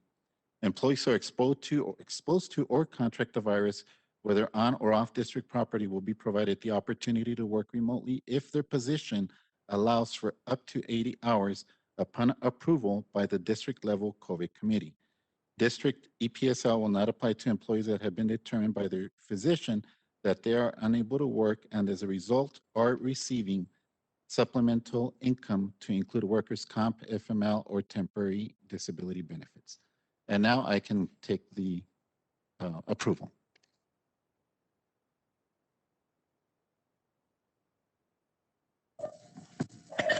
Move to approve. Second. Again. Is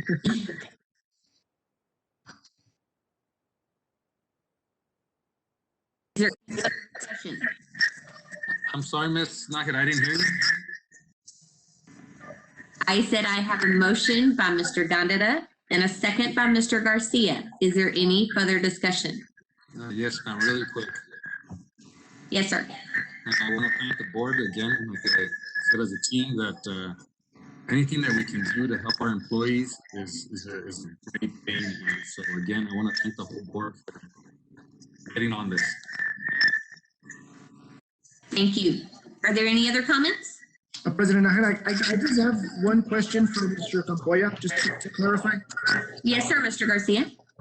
Mr. Campoya, this is going to cover employees prior to today, correct? This will be retroactive to January 1st. Yes, sir. Okay, and what would be the process for them to recoup? Let's say they had to use their sick leave, for COVID reasons. What would be the process for them to recoup that sick leave balance? We already have the names of the employees who have already used it. We were just waiting for the board to approve it tonight, and my staff will go back and reimburse those employees. Thank you so much. And I just for the record, I'm very proud that many board members are eager to to approve this. It's exciting, and it's a good time that we're taking care of our employees. Good job, Mr. Complaint. Thank you, sir. Okay, any other comments? Okay, then I will call for a vote. Mr. Morales? Aye. Mr. Guerra? Aye. Mr. Gondeta? Aye. Mr. Garcia? Aye. Mr. Menace? Aye. Ms. Rodriguez? Aye. And the motion carries. Thank you all. Thank you. We're going to move on to item 10D, which is consider approval of request for TEA waiver for the 2020-2021 educator appraisals. Ms. Hadada.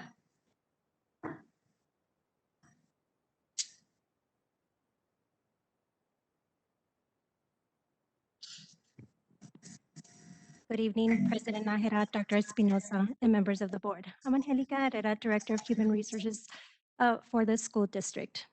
Due to the circumstances arising from the COVID-19 pandemic, administration is requesting approval to submit a waiver to the Texas Education Agency for the 2020-2021 educator appraisals.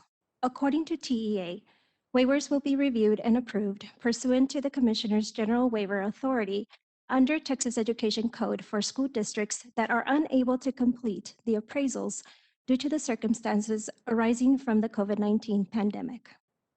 Administration is recommending your approval to submit a waiver to TEA for the 2020-2021 education. Motion to approve. Motion to approve.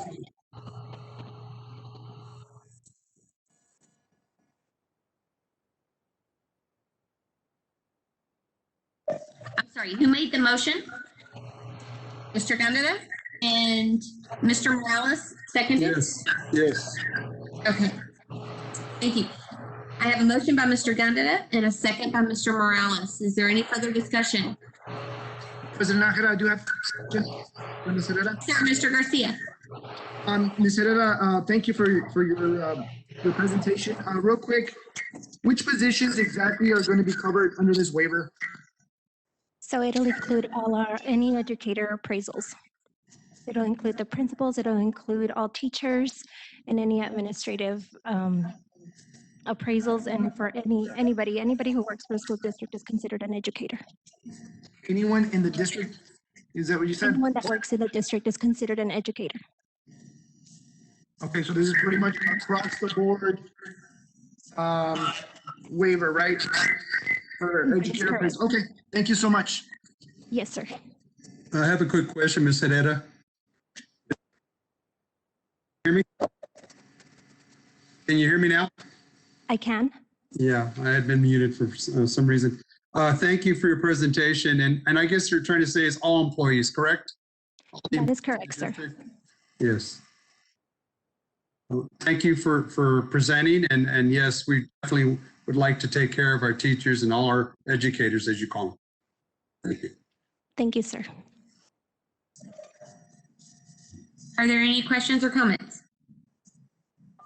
Yes, again, I'd like to thank, as I said earlier, this will be the second year because during the pandemic, as you know, it started last year. So we thank the board for the support to make sure that all employees are don't have to worry about this. They can teach and don't have something else to worry about, especially again, like I said earlier, during this difficult time. So thank you.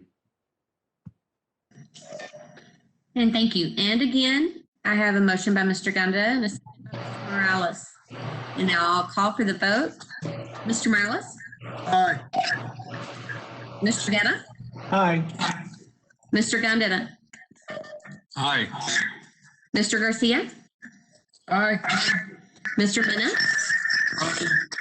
Ms. Rodriguez? Aye. And the motion carries. Thank you all so much. Thank you, Ms. Hadada. Thank you. We will move to item 10E, consider approval of local policy. Ms. Macias?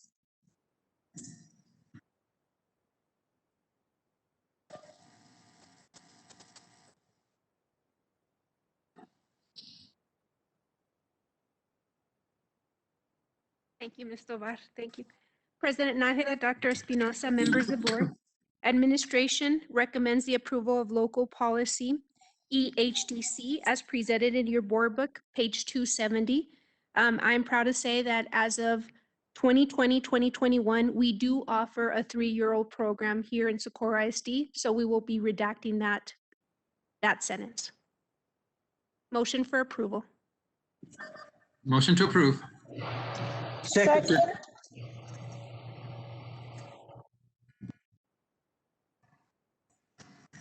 Okay, I have a motion by Mr. Ganda and a second by Ms. Rodriguez. Is there any further discussion? Okay, Mr. Morales? Aye. Mr. Guerra? Aye. Mr. Gondeta? Aye. Mr. Garcia? Aye. Mr. Menace? Aye. Ms. Rodriguez? Aye. And the motion carries. Thank you. Thank you. Item 10F, discussion and possible action to approve order calling for general trustee election on May 1st, 2021. Mr. Blanco.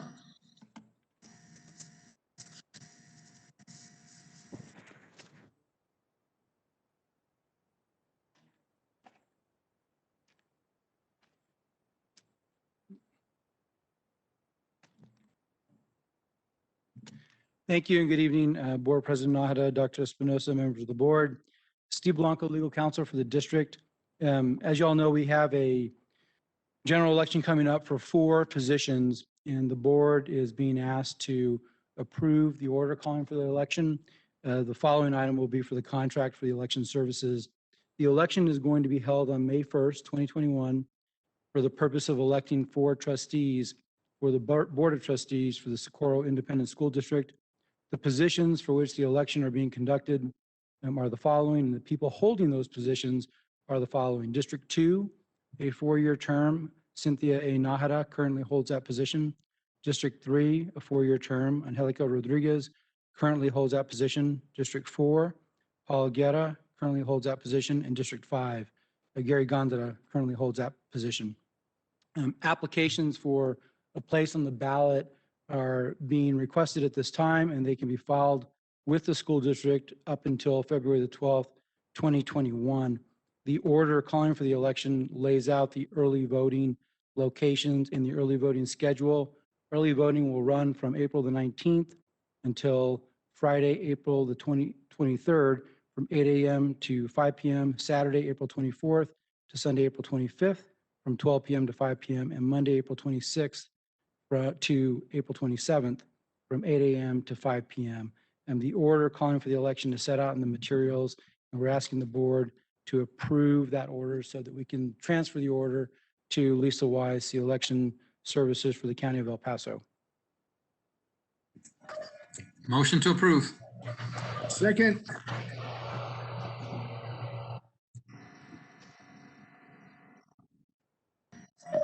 I have a motion by Mr. Gondeta and a second by Mr. Garcia. Is there any further discussion? And I'll call for the vote. Mr. Morales? Aye. Mr. Guerra? Aye. Mr. Gondeta? Aye. Mr. Garcia? Aye. Mr. Menace? Aye. Ms. Rodriguez? Aye.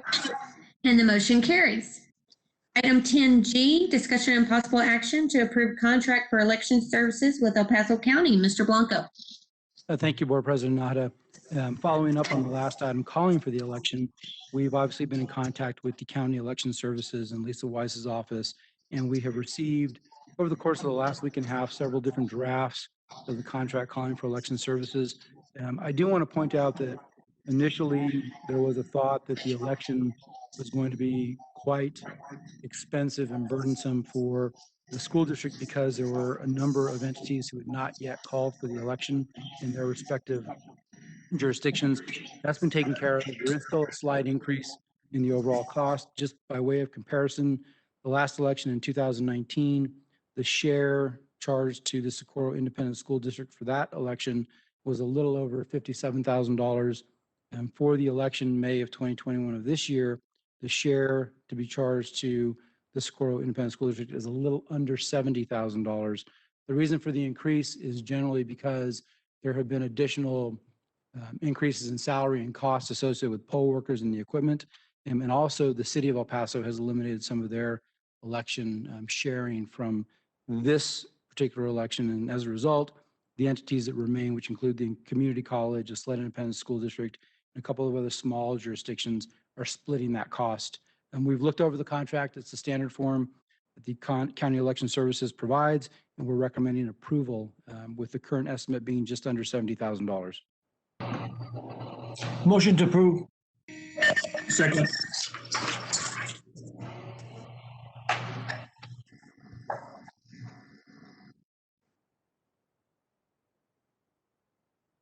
I apologize, I did not get the second motion. Who made the second? That'd be me. Thank you, Mr. Mena. I have a motion by Mr. Guerra and a second by Mr. Mena. Is there any further discussion?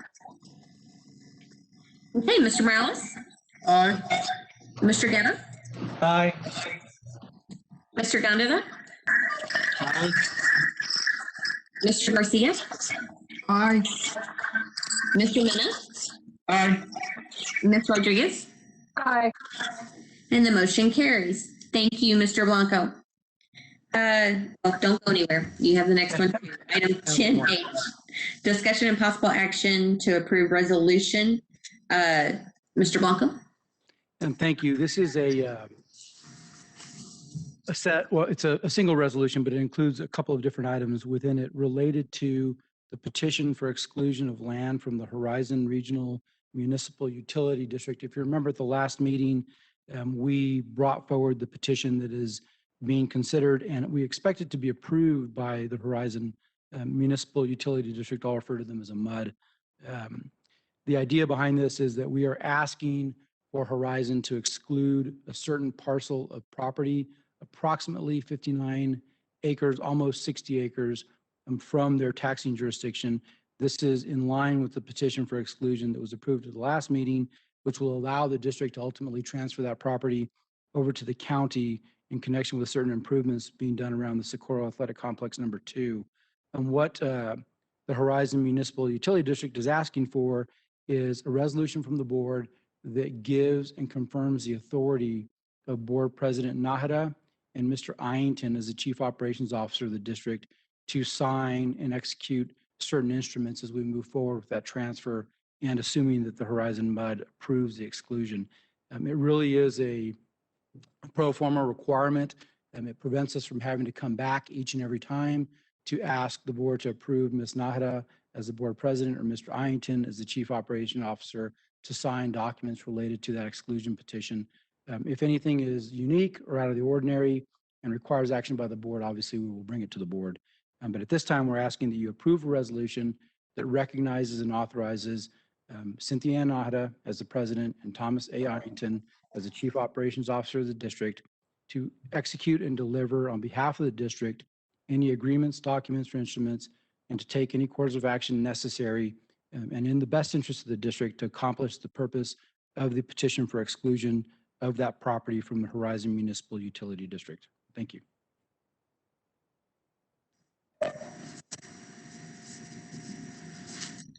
I have a motion? Motion to approve. Second. I have a motion by Mr. Gondeta and a second by Ms. Rodriguez. Is there any further discussion? Okay, Mr. Morales? Aye. Mr. Guerra? Aye. Mr. Gondeta? Aye. Mr. Garcia? Aye. Mr. Mena? Aye. And Ms. Rodriguez? Aye. And the motion carries. Thank you, Mr. Blanco. Thank you. We will move to item 10I. I'm sorry. We do have 2 letters that need to be read at this time. Ms. Macias? President Nájera, Dr. Espinosa, members of the board, I have 2 open forum e-bills pertaining to the agenda item 10I to be read. Dear Ms. Nájera, Dr. Espinosa, and members of the board, my name is Melanie Gonzalez, and I am a senior at Montwood High School. I am writing to let you know that I returned to school after 10 long months on Monday, January 11th. Sunday night, I was super excited and got all my things ready. I went to sleep happy, wanting the night to fly by so that it could be Monday morning already. Well, Monday morning arrived and my alarm went off. I didn't even hit the snooze button like in the past. I got up in a heartbeat and started getting ready, and my sister, who was a freshman, did the same thing. When my sister and I got to school, we were greeted with friendly smiles. My sister and I share the same excitement to return to school. Our smiles were from ear to ear. The staff made sure we had completed our e-swipe, and then they took us to our assigned classroom. We also had breakfast and lunch in the classroom. Everything was very well organized, and we felt safe at all times. This was by far the best day ever of my senior year and my sister's freshman year. We finally got to go to our school and have a little bit of normalcy in our life. A day we will never forget. Please allow us to continue attending school. Thank you, Melanie Gonzalez, senior at Montwood High School. Email number 2 states, good evening, Board President Nájera and Superintendent of Schools, Jose Espinosa. It is with great joy in my heart that I reach out to you this evening. On Monday, January 11th, 2021, due to the efforts and commitment of Team SISD to have district facilities clean and sanitized in order to provide a safe haven for our children, district faculty and staff, my daughters, Melanie and Melissa, were able to return back to school after a 10-month physical absence. I saw a glowing glimmer in the eyes of my daughters that hasn't been there for the better part of this past year. They were extremely excited for this opportunity as it felt like the first day of school, which is, in retrospect, it was. Melanie, my senior, has lost the full experience of her last year in high school. However, she made the best of her opportunity of finally being able to drive her sister and herself to school for what was essentially their first day. That is an experience no one will ever be able to take from her. When they returned home from school, we asked them how they felt. Both of the responses were gratifying to my wife and I. They said that upon their arrival at campus, Montwood High School, they were greeted with a very friendly welcome and with what they can only presume as a smile. The face mask wearing kind of hinders everyone's pearly whites at the moment. Haha. They also informed us that everything was very well organized, clean, and was being consistently sanitized by campus custodial staff and many others. We asked if they felt comfortable and safe, to which they replied, absolutely. As parents, we make decisions for our children which sometimes they may disagree with. However, we must also include them in decision-making as they grow older to ensure their maturity process evolves or progresses as they age as well. We asked how they felt about continuing on-campus instruction. Their response was one that, as a parent, made us feel proud and satisfied.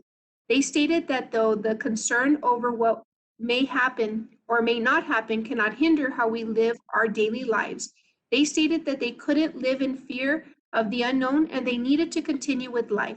If they didn't make this decision, then they would be living in fear, and living in fear is not living at all. I understand the fear people may have, and they may be reluctant to step out of their state of fear and live their lives. However, to have their fears and opinions imposed on them who don't feel that the same way is not their decision to make. It is my understanding that things can change from week to week, and as a parent, I fully trust and support your decisions as the leaders in our awesome district. I want to personally thank you for the extra measures you have taken to ensure our students' safety and the safety of district teachers, support staff, student workers, and stakeholders. It takes a team to handle daily operations, and I am glad to have you both, Ms. Nájera and Dr. Espinosa, as our team captains. With you at the helm, I say, bring on the Titans. Thank you for your time. Respectfully, David Ayala, proud SISD parent. President Nájera, Garcia. Yes, sir, Mr. Garcia. I think we need to separate the difference between a fear and a fact. Okay, a fact is people are dying, they're dead. You gave a beautiful presentation earlier of a a gem to our community, a loving person, and she's not with us anymore because of COVID-19. And with the best interests of the employees, and staff, I'd like to make a motion to return to remote instruction in line with Region 19 return to school agreement, as a hospitalization rate for trauma service area hospitalization is currently at 20%, as per the state of Texas dashboard.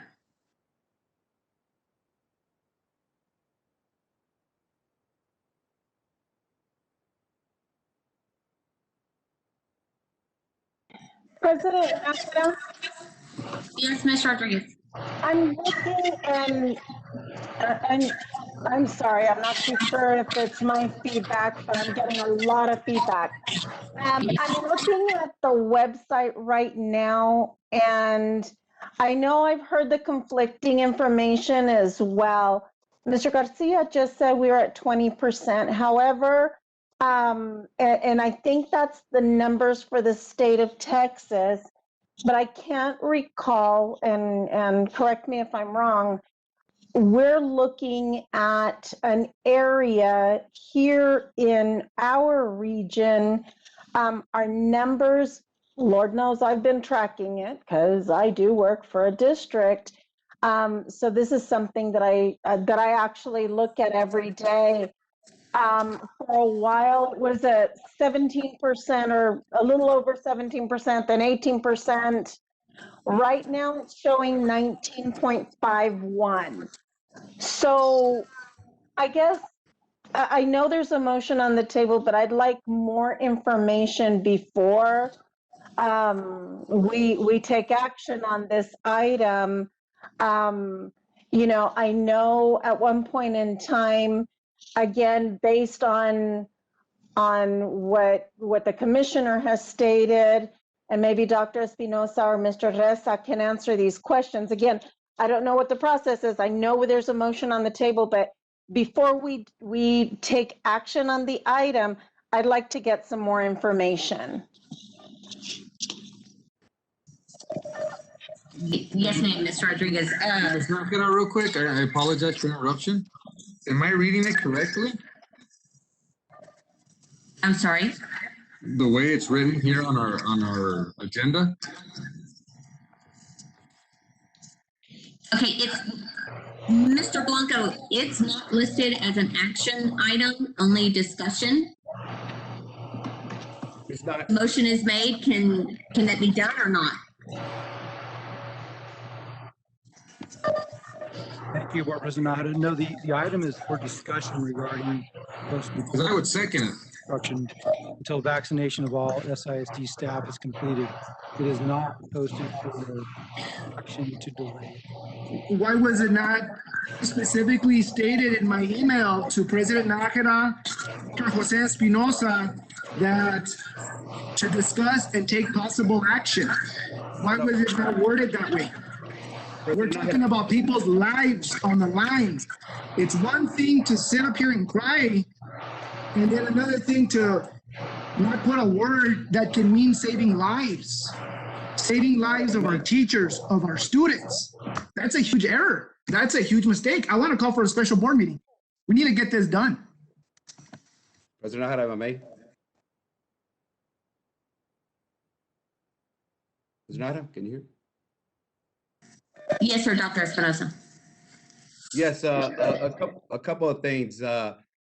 Trustee Garcia, and let me reiterate to Trustee Garcia and all the board members that every district leader, including myself, okay, and every campus leader here would like nothing more than to be able to have our teachers and staff return to schools after they have been vaccinated. However, as you all well know, none of us have the authority to extend remote learning due to the agreement that we have with the Texas Education Agency, which all districts in El Paso, okay, must follow in order to receive the funding for this school year. As a superintendent, I don't have the power to decide that our teachers can teach from home and that our students will learn from home. All area school district superintendents in Region 19, we signed an agreement to follow a data-driven zones plan, as you all well know. Now, in early October, Socorro ISD, we submitted, if you recall, our very own data-driven plan to the Texas Education Agency, which was denied, if you recall. It was denied. And we used several parameters, including the positivity rate right here in our own El Paso County. And TEA, they denied our request to use our own parameters, and instead we were provided with the current, okay? We were denied, and then we were provided with a current Region 19 campus attendance plan. So there's certain things that are out of our control, okay? We don't have control of it. And this is one of them. We don't have control of it. So all teachers in our region and El Paso region are back to work providing face-to-face instruction to all students as mandated by TEA, the Texas Education Agency, except for one school district, okay?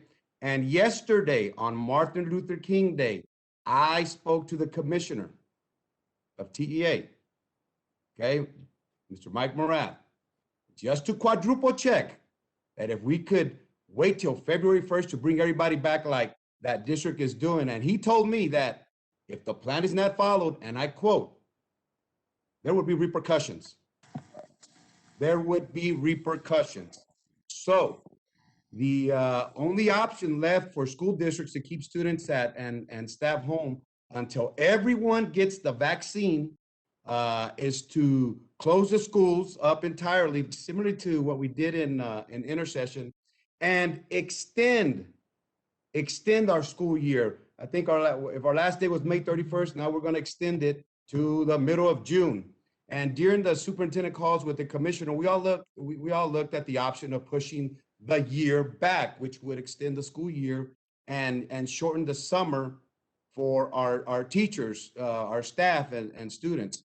So all school districts decided that extending the school year would create such a huge problem for our stakeholders.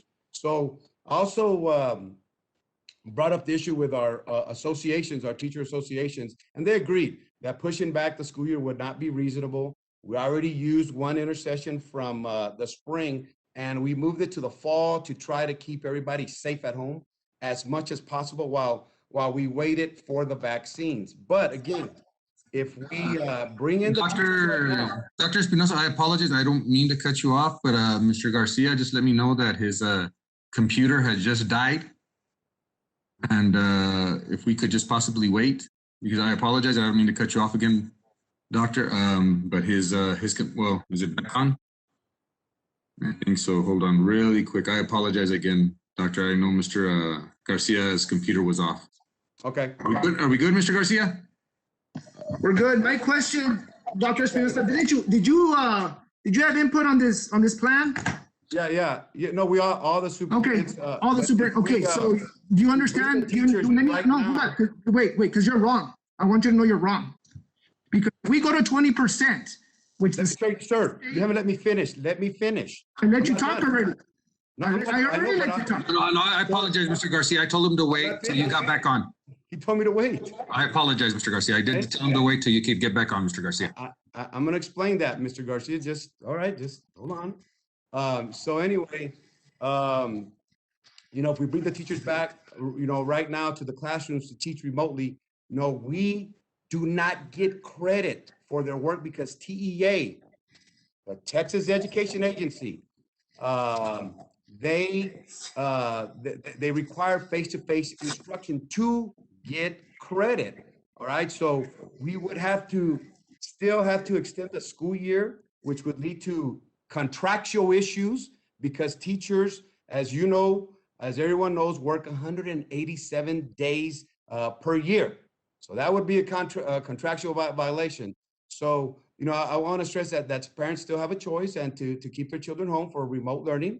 Anyone who says that we shouldn't worry about funding, they need to understand that funding, that impacts the livelihood of our employees, bus drivers, teachers, teacher assistants, librarians, and our students as well. So every step of the way, as you all know, during the pandemic, we've updated the board, we've updated our employee associations and our entire community.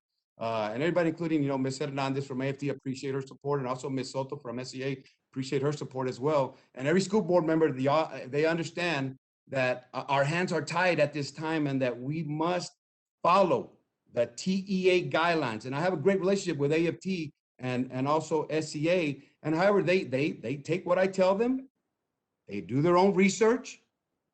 They both have learned through their own research that we must follow the Region 19 zone plans at this time in order to be in compliance. Now, I got a call today. Tomorrow, it looks like it may be 20%. Tomorrow morning, there's a meeting at First State in the morning with the area superintendents and Dr. Ocaranza. So we're going to revisit if it's over 20%. We may pump the brakes. So, but it's decided as a region to follow the region plan. So tomorrow, as soon as we find out, we'll let let the board know. So you got a phone call today knowing that tomorrow's rate's going to be 20%? No. That the rumor was that it looks like it's not confirmed. I don't know if it's confirmed. I don't know if it's already 20%. We don't know yet. But we was late today before the board meeting. Hey, it looks like it may go over 20%, but it wasn't confirmed. So tomorrow morning, we meet with the superintendents, including the health department, Dr. Ocaranza, and we will decide what the next step is. And if it's that we need to put a pause, we're going to do a pause to stick with the region plan. Well, I think part of that region plan is that if it's at 20%, we go into the red zone, right? Do you know what the red zone is? Can you cite that, please, for us? Yeah, the red zone is if you are over 20%, you are in the red zone. Between 0 and 19%, you're in the red zone. That's why we're gonna those numbers that we're gonna go over tomorrow is from, again, I haven't seen it. It goes, again, the numbers that if it's going to be 20%, we will decide tomorrow what the action is. And if the region decides, along with the advisement of the health department, we're going to do what's best to keep our employees safe, like we've done this entire time, to keep our students safe, to keep all our community safe. Well, I'm glad you're shifting more towards being protecting the employees once that 20% comes in. Yes. I'm glad. That's a good thing. I'm glad about that. I just don't like us trying to rush things. We've had employees dying, employees passing away, many employees dead. A lot of people from our community, dear friends of mine who are teachers, different states across the nation, have died. This is not life and death. Right. I think that comes more important than in an evaluation or. I mean, I know you mentioned a number of things. If we hit 20%, I'd like to call for a special board meeting to push it back, or you make an executive decision, in my opinion, to get it done, to push it back and go back to remote. Yeah, and again, it's safety, but we also have to be in compliance. Like I said, funding impacts the livelihood of our 6,000 plus employees. Like I said, we're going to have a meeting tomorrow, Dr. Ocaranza, and we will decide with Regent Dr. Armando Aguirre will be in that meeting as well. And we will decide it as a region. It's not an individual plan for districts. It's a region plan that Mike Morath, the commissioner from TA, was involved, along with delegates from the El Paso area. So tomorrow, as soon as we find out, I'll let the board know. Thank you, sir. Thank you. I'm sorry, President Nájera. I didn't hear who you called. I'm sorry, I called you, Ms. Rodriguez. Thank you, President Nájera. Dr. Espinosa, again, you all know I work in a neighboring district, and obviously this is something that, as I stated earlier, I'm watching every day.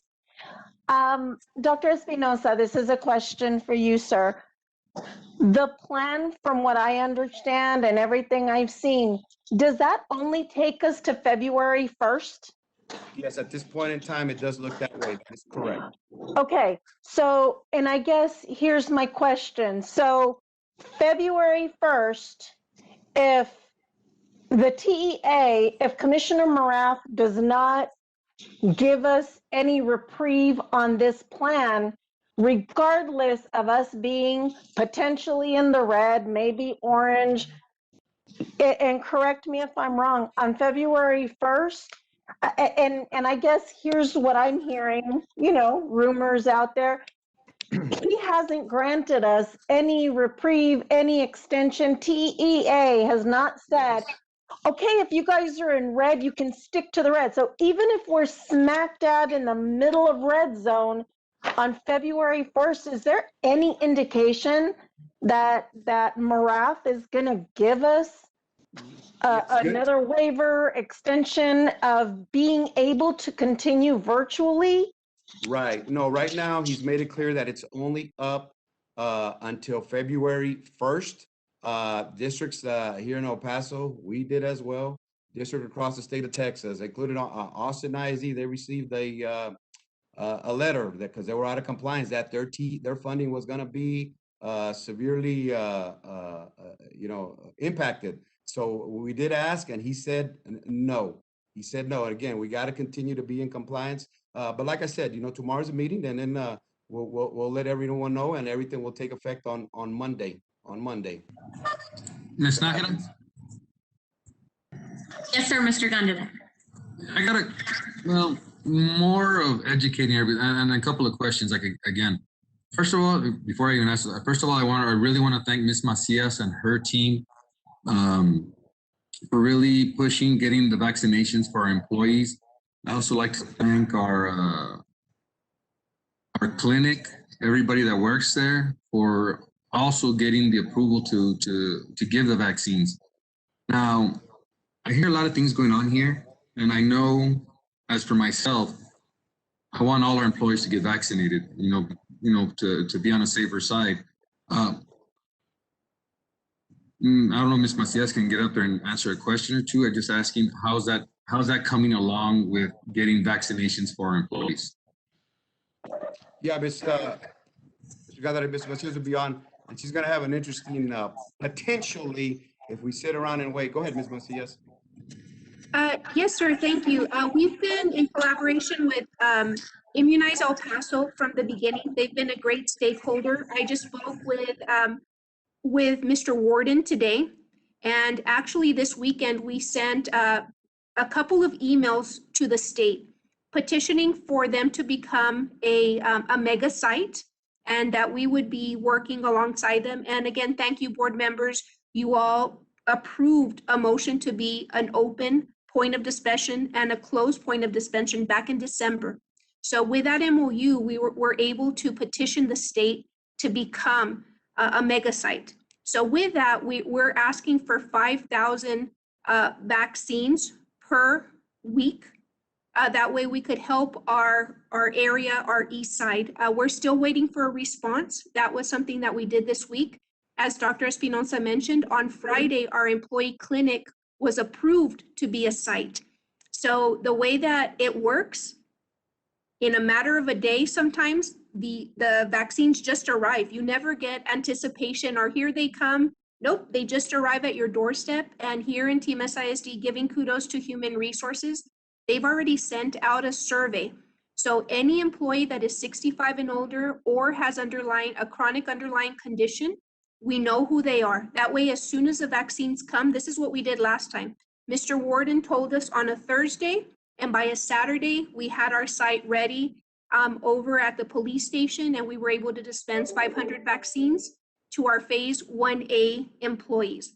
I don't know if you all saw, there was a news report just yesterday, and today I think it came out on KFOX.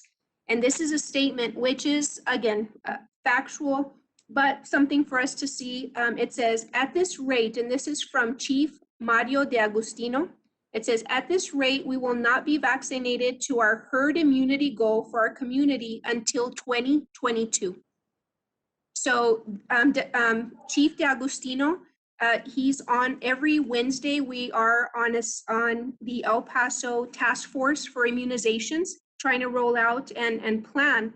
And that's and you all know this, our vaccines are trickling in. So truly, even when we get the vaccine, we have to fall back on what we know. We have to social distance, wear our mask, all of our safety protocols, we have to continue to follow, because that vaccine is not going to get us there. And as I just read to you, until 2022. So Mr. Gandara, I hope I was able to answer your question. One more question, Ms. Macias. Have you gotten any information about that we might get some vaccinations soon? You know what? That's like that is held on somebody's hip, because like I said, we know when we're getting them when they arrive. And once they arrive, again, within 2 days, we will have our site set up and going. I know that our employee clinic, it'll be their first time, but they've already started planning, working, and I know that we'll be working alongside Immunize El Paso to make sure that this happened. But no, we haven't heard anything. Okay, well, thank you again, Mrs. Macias, for all your hard work, all your team. You know, and with our human resources, thank you for putting in the work, and our clinic. I would like to ask Mr. Reza a couple of questions real quick.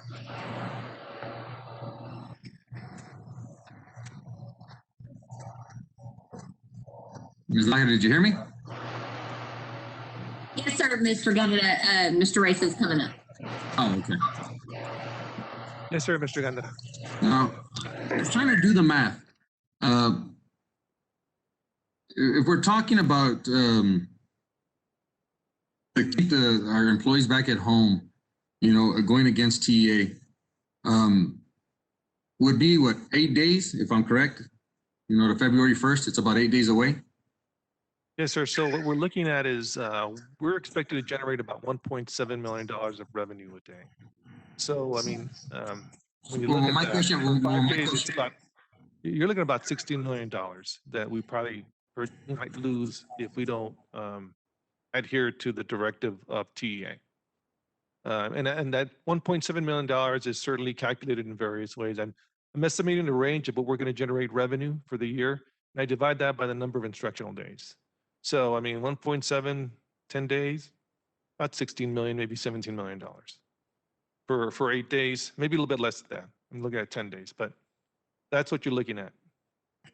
How would that affect us? Well, certainly it would have a negative impact on the finances. As you saw, the external auditor presented the fact that we've had a negative trend with respect to our fund balance for the general fund. It hasn't been drastic, but it's been a trend that we'd hope that we'd look to correct. And again, 85% of our budget is payroll and benefits. When you have a deficit of that amount or more, then the only way you can try to offset that would be not only to cut budgets, but I mean positions, because that's where the big chunks of funds are in our budget. So it would certainly have a very significant impact on the finances of the district. Okay, I mean, I just, you know, you're trying to go around everything. Like, again, you know, you want to protect our employees, you want to protect our students, you want to protect all our employees. I know they're putting us in a tough position, and tying our hands up. Yes, sir. T has been pretty clear about this.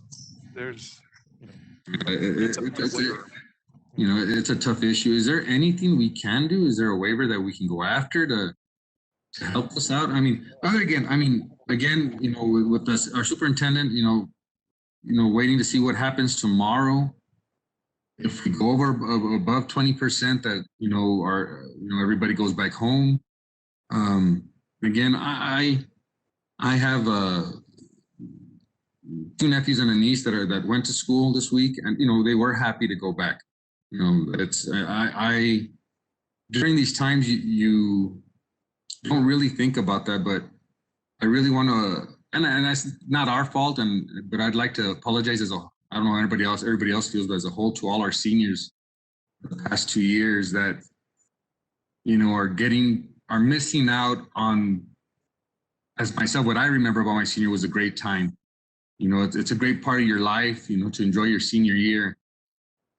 And last year and this year, they haven't enjoyed it. You know, they haven't got to have the let alone this year alone, you know, to go to those games, to be with your friends, to hang out, enjoy what it is to have your last year in school. I really want to, I feel sorry for them, and hopefully somehow, God willing, something comes quick to where we can get back to school. So at least within these next 4 to 5 months, that somehow those students can have at least an end of the year for them. You know, hopefully we get to have a graduation like we used to have.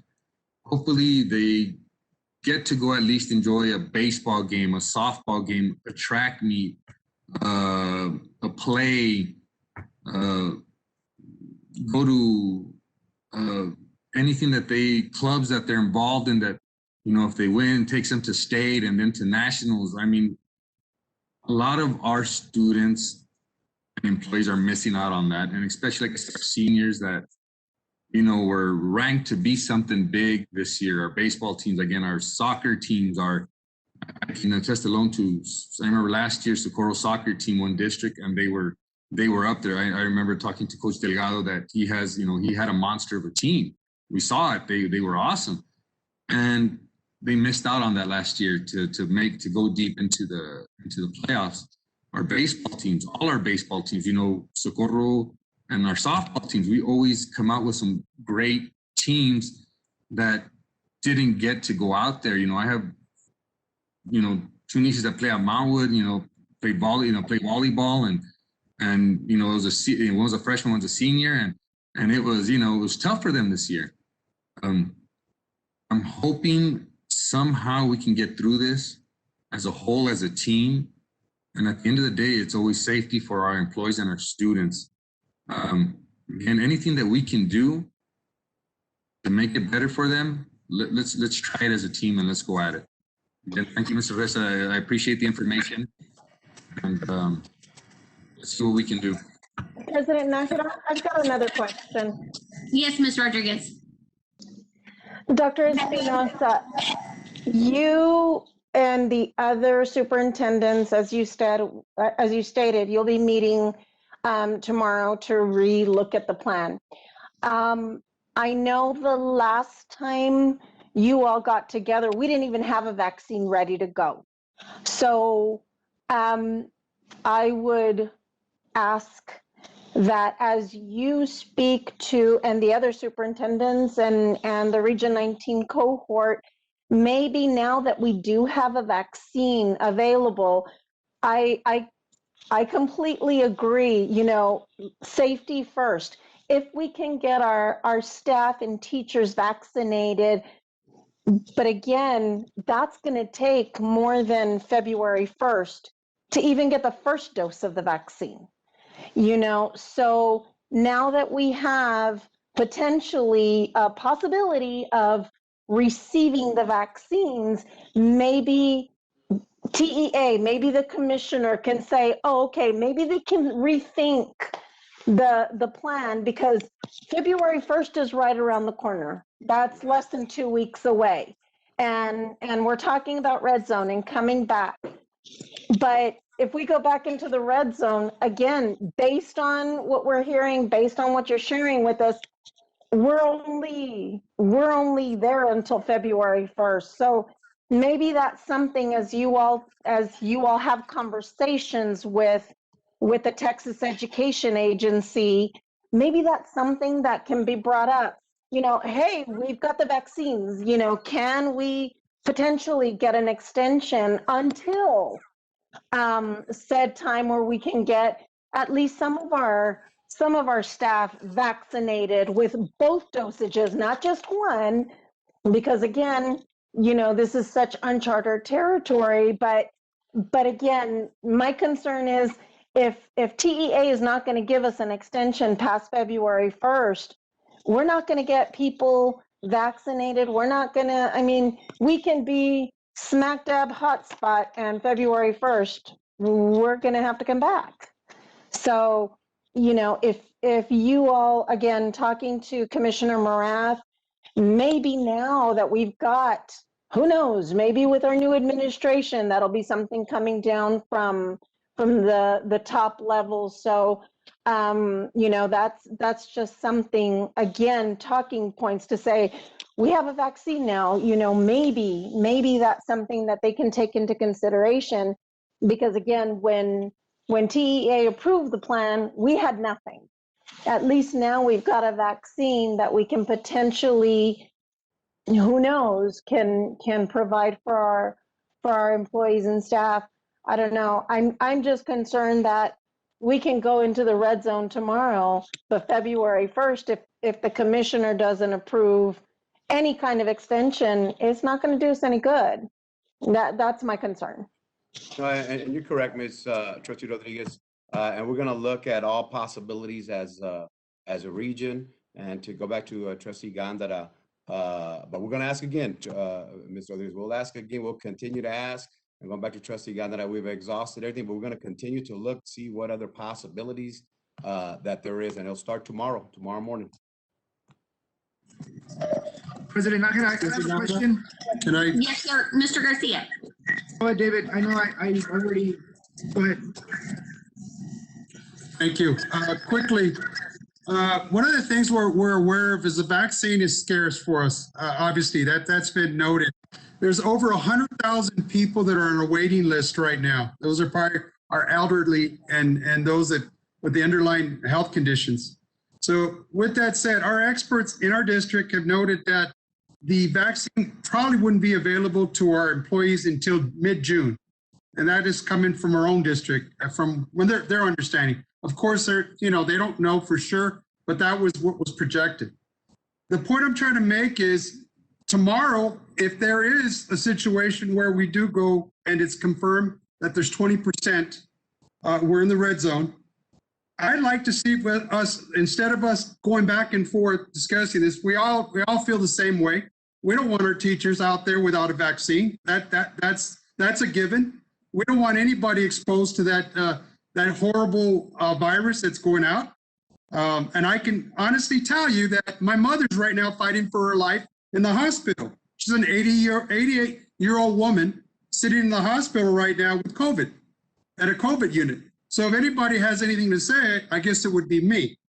So what the point we should be making is tomorrow might be a day of reckoning in the fact that if it is 20%, then we need to call a special board meeting to see what kind of action we can take to help our employees and protect our teachers and our students along with our community. And if there's a way we can make that motion that we do have a special board meeting, let's do it. So that way, as soon as Dr. Espinosa determines if we are at 20%, maybe there will be some type of action we can take as a board. But I yield over to Mr. Garcia. Thank you. Thank you, David. Thank you. And I think you're spot on. I mean, let's be honest. We dedicate so much of our time, volunteer, unpaid. None of us want to see anybody die. I think we can all at least agree on that. Team SISD, we can agree on that for sure. But my concern is that 20% tomorrow, we definitely need to take action on that because we don't want anyone else to die. We want to curb that. I understand that they're seniors. I understand that, I mean, it's their time of their life. And yes, we can apologize to them. I am deeply sorry from the bottom of my heart. It's terrible. I understand that. But how about the teacher whose family, Mr. Arenas' husband, how do we tell him, sorry, let's not do that anymore. Let's unite. You guys want to unite, let's unite and let's do this together and make the right decision. I do have a question for Mr. Blanco.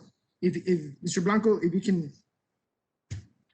I don't know, present yourself. I don't know how you there? Yes, sir. Mr. Blanco, real quick question. If tomorrow morning we wake up and we're at 20%, does that mean we're in the red zone? Yes, red zone starts at 20%. That's the hospitalization rate for the county. Exactly. Okay, so at that point, can we go back to remote learning? It is, I'll tell you exactly what it says. Without losing funding? Well, only for the period of time that Dr. Espinosa has discussed with you all. Up until February 1st, right? Right, so you Okay, may, so And that may doesn't need restrict just access, but just you have FYI. to, you have to. Well, Espinosa, are you gonna let him talk? I mean, we'll give you a chance, Dr. Espinosa, please. Well, no, I'm just saying I agree with what he said before. You have limits on what you can do. You have to comply with the Yes. 19 plan. That is Yes. correct. Okay, but we're at 20%. We're now in the red zone. You said we can go back to virtual. Obviously, we have to keep some our buildings open, make it available to some students, right? That's part of the red zone? Priority populations you require. Yeah, it's not gonna be 100%, right? 100%, we're gonna close everything. That's not what we're talking about, right? No. Okay, so we won't lose funding. For the short period of time that we discussed, that would be correct. Okay, thank you.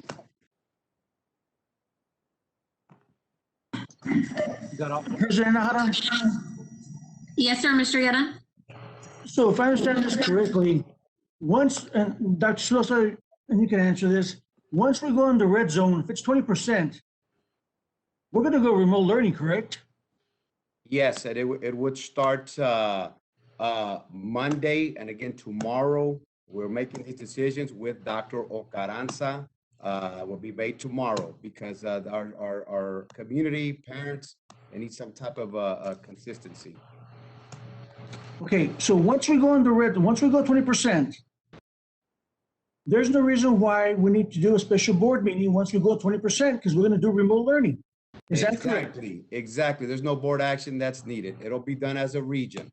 Because it'll be automatically remote learning. Exactly. No board meeting is necessary. It'll be done as a region, and we would go be in the red zone, and the teachers would be because we got to give our parents advance notice.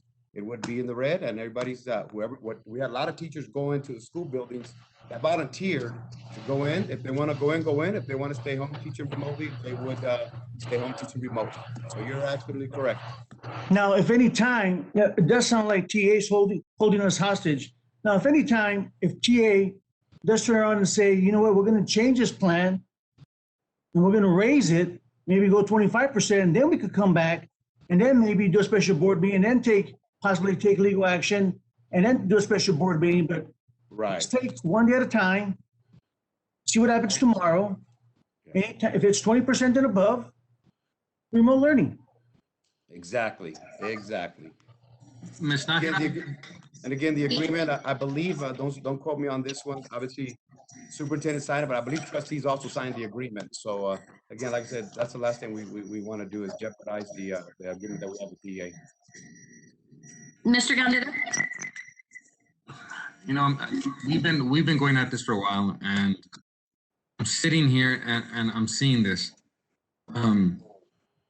We're a school district, and not only does the school district have to keep working and moving on. I mean, we're talking about our teachers and our students, but yet none of us have brought up all our employees, our bus drivers, our custodians, our secretaries, our support staff, everybody else that has kept this district running for the past year. What are we saying to them? I'm asking because those individuals, just including our bus drivers alone, you know, they need to work to make money. You know, they're not working, they're not making money.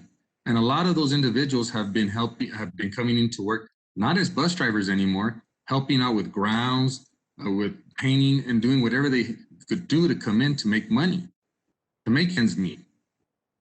You know, we haven't talked about those employees, our custodians, again, like every individual that comes to this DSC day in and day out, because this school district has to keep functioning. You know, Mr. Resa's area, you know, accounting, without them, nobody gets paid. And they're coming in. You know, as a, you know, I'm a parent, my daughter's 3 years old, and hopefully she'll start real soon to come to Socorro.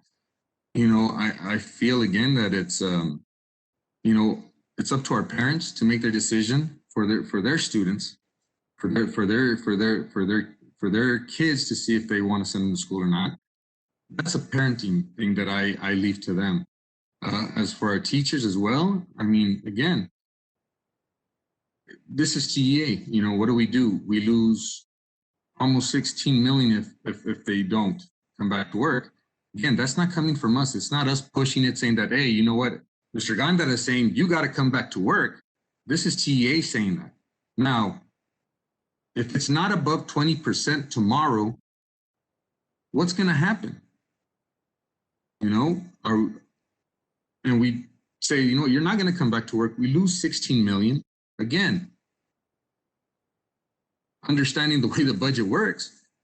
Right now, taking a $16 million hit, you know, you got to be truthful in the long run. You're going to cut jobs. You're going to cut people. You're going to cut a lot of things to make up for it. Now, again, this is all information that we have to toss out to everybody. I appreciate Mr. Garcia's passion. He's, you know, he's right. There's a lot of people dying. Now, I'm asking you, Dr. Espinosa, how many of those people that have died, is it because they've been working here in the district? I want to know that. I want to know how many individuals have died because of them working in this district, that we didn't protect them or we didn't do what we needed to do. I know as a board member, if an individual died because, you know, we didn't provide what we needed to provide to protect them, shame on me and shame on all of us. Because we didn't do what we needed to do, protect them. So that's what that's a question I want answered, to know how many employees have died due to us as board members causing that. We're not protecting them, not doing what we needed to do to protect them. Because let me tell you, and I'm right with Mr. Morales. My mom right now, and it's not something, you know, it's personal, but my mom is right now at home due to COVID. And every day, it's scary not knowing my mom. My mom has high blood pressure. She's going to, and it's nobody's business, but, you know, right now,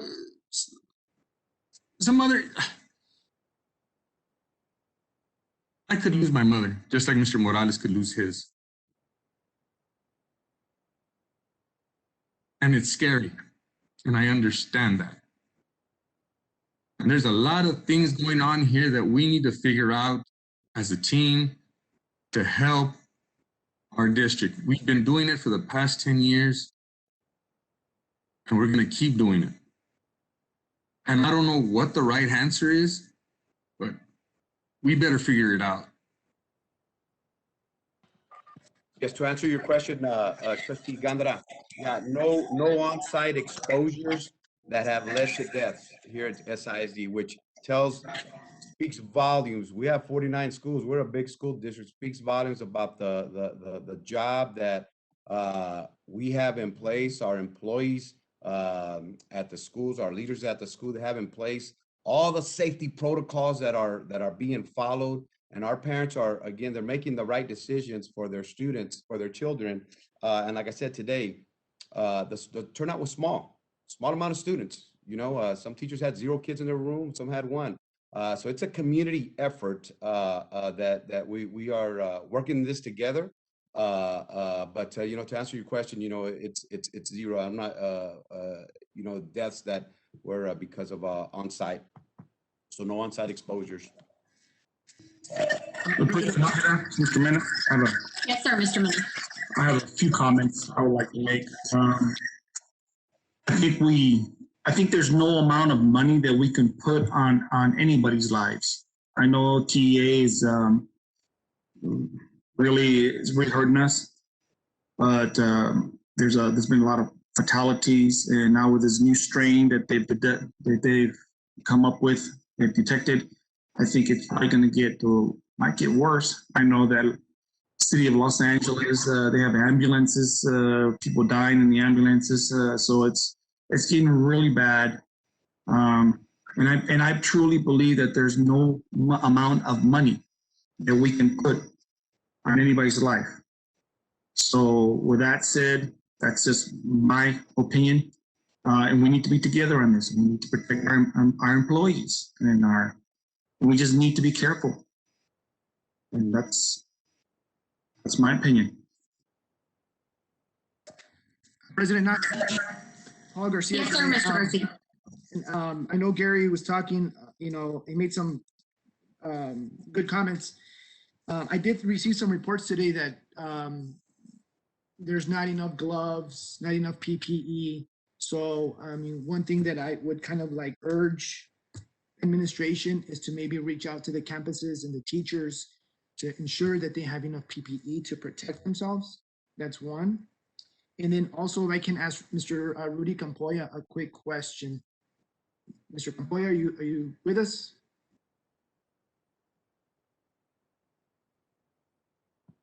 No? Somebody in HR?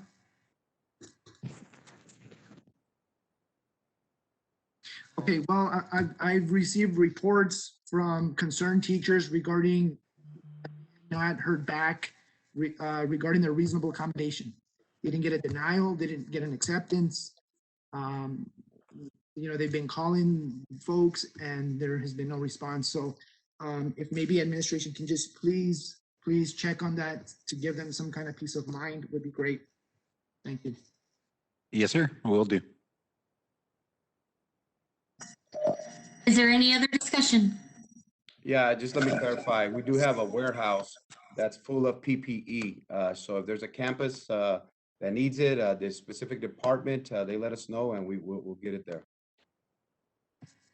Thank you, sir. Thank you. Okay, then we will see how tomorrow's meeting go and move forward from there. Thank you.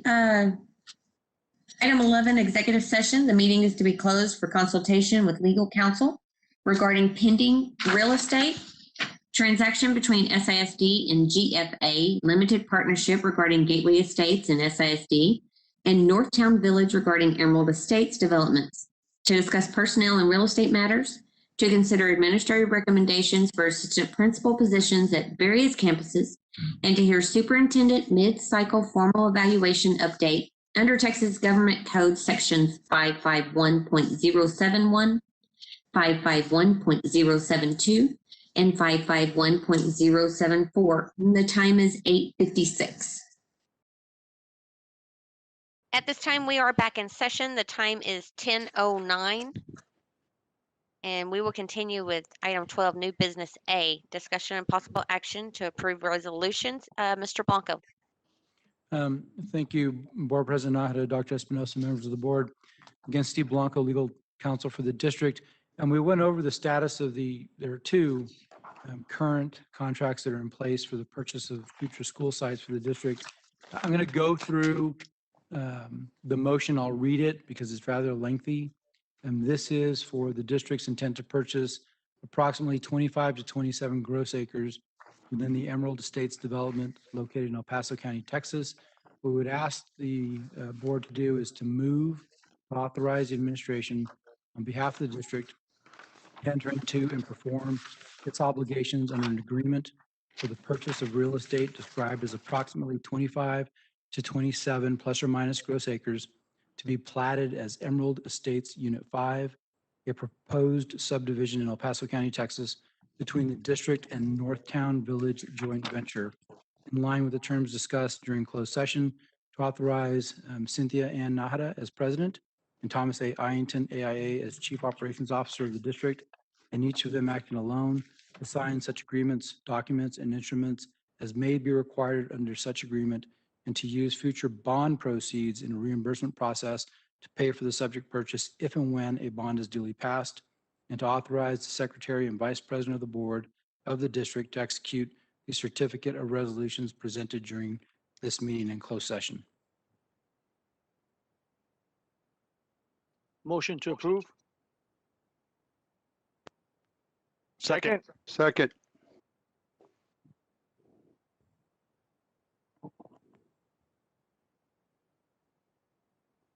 I have a motion by Mr. Guerra and a second by Mr. Morales. Is there any further discussion? Okay, I'll call for the vote. Mr. Morales? Aye. Mr. Guerra? Aye. Mr. Gondeta? Aye.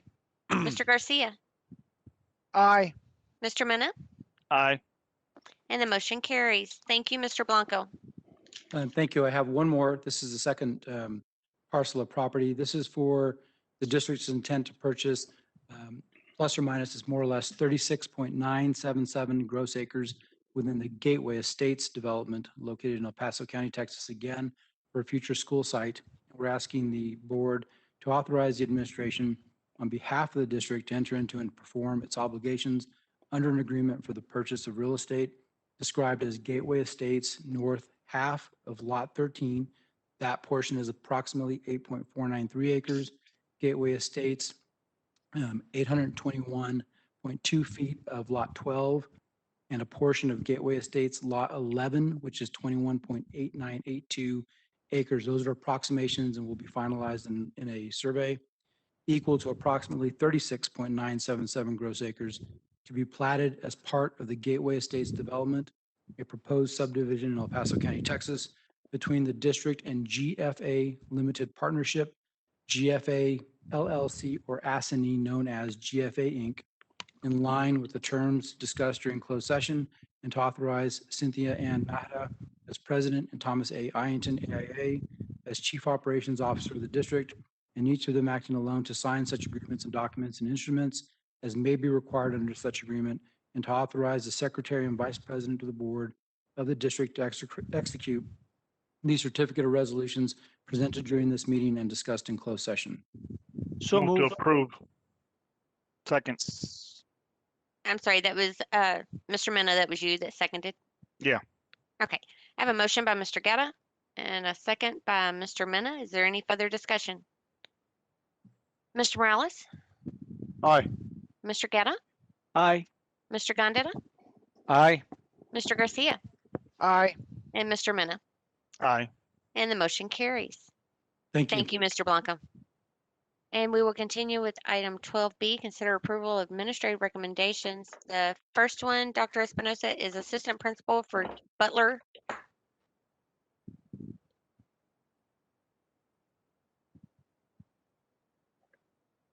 Dr. Motion to Espinosa? approve. I'm sorry, I said the whole thing, like I'll start over again. I'm sorry about that. President Nájera and members of the board administration recommends Ms. Angelica Escobar to assume all the roles and the responsibilities as the new assistant principal of James Butler Elementary. Motion to approve. Second. And that was Mr. Mena. Okay. I have a motion by Mr. Guerra and a second by Mr. Mena. Is there any further discussion? Okay, Mr. Morales? Aye. Mr. Guerra? Aye. Mr. Gondeta? Aye. Mr. Garcia? Aye. Mr. Mena? Aye. And the motion is approved. Item 12B2, assistant principal for Montwood Middle School. Dr. Espinosa? And I meant Angelina Escobar, not Angelica, my bad. Angelina. President Nájera, members of the board, administration recommends Ms. Luz Daniela Palmer to assume all the roles and responsibilities as the new assistant principal of Montwood Middle School. Move to approve. Second.